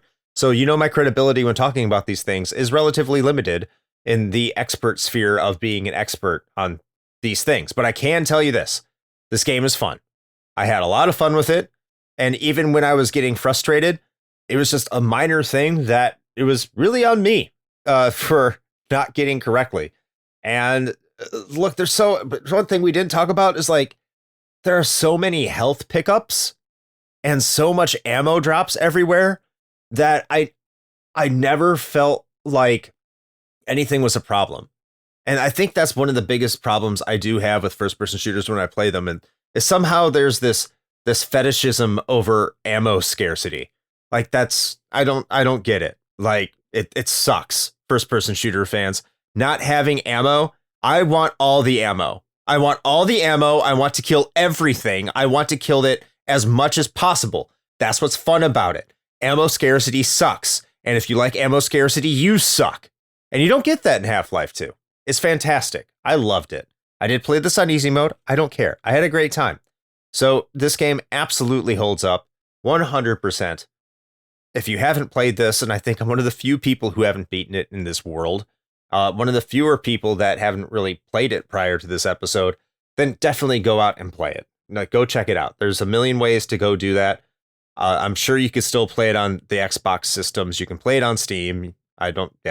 Naturally, it's like it's home. And I guarantee you could probably find it for less than $5 at some point if it's not already there. So, big 2 thumbs up from me. Half-Life 2 rocks. All right, Brian, close us out. Give us the final word. All right. Yeah, so you guys said it like really well. Thanks for letting me follow up on that. I mean, I don't think I have the vocabulary to keep up. But one of the biggest points when Shane was talking that came to my mind is this is what happens when you let gamers build a game for gamers. These are people who are passionate about a project. When the code was stolen originally, they became very demoralized. They bounced back, rebuilt this game, made something they absolutely loved. They tried to run it through through Gabe Newell a few times, who had some points, but it didn't knock them back. They just kept making the game better and better and better, and they didn't have a budget. They just had to build a game, and they've made one of the most iconic games ever. Like, I don't know if there's a person on this planet who doesn't at least know of Half-Life 2. One thing we forgot to talk about was the enhanced gravity gun. Partway through the game, like near the end of the game, you're being kind of railroaded into the Citadel, and you lose all your weapons, but the gravity gun hits this like weapon disintegrator thing, and it, instead of disintegrating, enhances it, so now you can pull things from farther away and you can shoot out a beam that'll vaporize the enemies, and that becomes your weapon for the Citadel. And it just ramps up the fun, which is where also this game kind of fails, because it's, again, a really good feature used very, very sparsely in the game, where if you got this and even lost it for a bit, it would be a little bit more interesting to be able to use it throughout the game. So when everybody calls this a tech demo, I now really see it, because every part of the game really focuses on one mechanic of the physics. My final thing to say about this is, yeah, like Shane, I got hooked on this game right away. I thought I was going to slog through it. I don't have a lot of time to do gaming these days with all the extra homework and stuff like that I have to do. So I get about 3-4 hours a week. And I have to focus on the games for our show, and then I have one game going, which is my personal game. And so I thought I'd probably like fake my way through this and just try out the weapons and talk about that. But I ended up getting hooked again, and I just plowed through it until I ran out of time, and then I just put on God mode and finished it off. I definitely will play this again. It's kind of like, trying meth after not having done it for a few months. Something we can all relate yes. to. You don't listen to podcasts while smoking meth? Oh, geez. I thought Breaking Bad made it cool. I've been doing it wrong. Yeah, man, I just listen to music. Well, I can't listening to podcasts. I don't remember then. Yeah, of course. But yeah, this game is, just one of the best games I've ever played in my life, and I'm a better person for having played it. I don't know. I don't know how to end my thought here. I just kind of derailed myself, kind of like that car on the being hit by the train. So yeah, I could do a little dance, but it's audio only. So just everybody pretend I'm kind of doing a dance to distract you. Send us a GIF and we'll put it on Blue Sky and Shitter for everyone to see. All right, so I guess that does conclude our episode for today for Half-Life 2. Thank you, Brian, for joining us. It was a great time. Thanks for having me. It's been a minute. We missed you. Oh. It feels like I look at the episode number I labeled these as. Like 182 is this one. It was 137 for Soul Blazer. And yeah, we need to have you on here more often. So hopefully you can find some time to drop on by. I know you're busy. Well, catch me in the summer when it's between schooling. Okay. Okay. I like that idea. Hopefully everything goes smoothly and we can have you there. You might have just tip me off of something you might like and we'll make it happen. But in the meantime, how about you let people know where they can find what you do on your show? Yeah. And on the internet. Just let the people know all about the greatness of Retrotopia. Absolutely. About a year ago, we started this podcast, myself and Storm Beagle, and we brought in he's not in your Discord there, but Captain Alcatraz or Alan, our British voice. Force him in there. Yeah, we're trying to, but I think he's tapped out of Discords right now, so we'll get him in there. Don't you worry. But yeah, we just basically, we talk about a game we want to play, and then we essentially spend a little bit of time playing, and then when we can find time to record, which is really fun because we have 3 different time zones we're recording in, including Alan, who's all the way in Britain there. So we're recording in the afternoon, and for him, it's 9 at night. But yeah, we talk about video games. We have a YouTube channel that we very rarely post anything on because we're, again, a bunch of adults that are trying to do a hobby. And we have a Patreon if you want to join that. It's free. It just lets you comment on the shows and get some of our extra ones. Awesome, man. And once again, thank you so much. And I know you mentioned before, but like a lot of people in our community are attached to Remember the Game. I mentioned Mike the Ref earlier. That's where I met you. Yes. Online is through Remember the Game. So I do want to give Remember the Game a little shout out there. I know you're like a moderator for Adam's Discord too. Yeah. So gotta give kudos where it belongs. Because that has brought a lot of people together. So thanks to that podcast, and you do a lot for them as well. So make sure to check out Remember the Game as well. I know that's not Retrotopia. Make sure to check out Retrotopia. But yeah, there's a lot of things that bind all these podcasters together, and that's one of those shows. Yeah, check out Retrotopia first, and Remember the Game. That way, you're not disappointed after. I know what we have. All right, Shane. Let's call it a night. All right. As far as we are concerned, Chris has already kind of touched on some of this, so I don't have to say quite so much. But if you are joining us for the very first time, then we are glad that you're here, and we hope you enjoyed your stay. And if you've been a long-time listener, then we're very pleased that you have decided to stick around. And if you haven't had the chance to go back and listen to the now over 300 pieces of content that we have released on the show feed, I highly suggest you do that because there's a lot of really great stuff to listen to out there. And you can find that if you somehow lost it in between listening to this episode and later, who knows? I don't know how you got here. It could be magic. Could be something that caused the resonance cascade. I don't know. Maybe you're listening from Zen. Anyway, you can find those things at our link tree. That's linktr.ee/retrohangover. And you can also check out our Patreon and our merch store while you're there if you'd like to support the show in that way. And we also have our socials, our YouTube channel, and our Twitch, where we now simulcast our streams to. Which what day and time do we do that, Chris? When can the people see mediocre gameplay? Well, if you head on over to Twitch or YouTube at 9 p.m. Eastern time and go to our channel, that's where you can find it. And we will be talking about the Taste of Taints.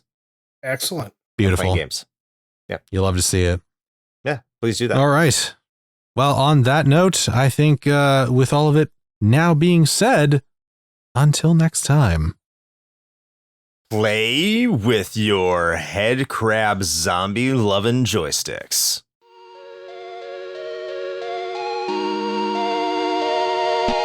Shane here with a quick message.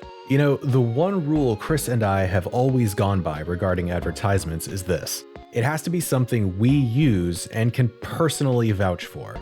If you know me, you know I love coffee. And Bones Coffee Company has been my go-to for home brewing for quite some time now. Their small batch beans come in an impressive variety of flavors like Mint Invaders from Chocolate Space, or Electric Unicorn, which I swear tastes exactly like Fruity Pebbles. And the best part? No added sugar or calories involved, just natural flavors infused right into the beans themselves. Build your own sample pack of 5 4-ounce bags to find out which flavors speak to you, or jump in head first with full 12-ounce bags. They've even got K-Cups.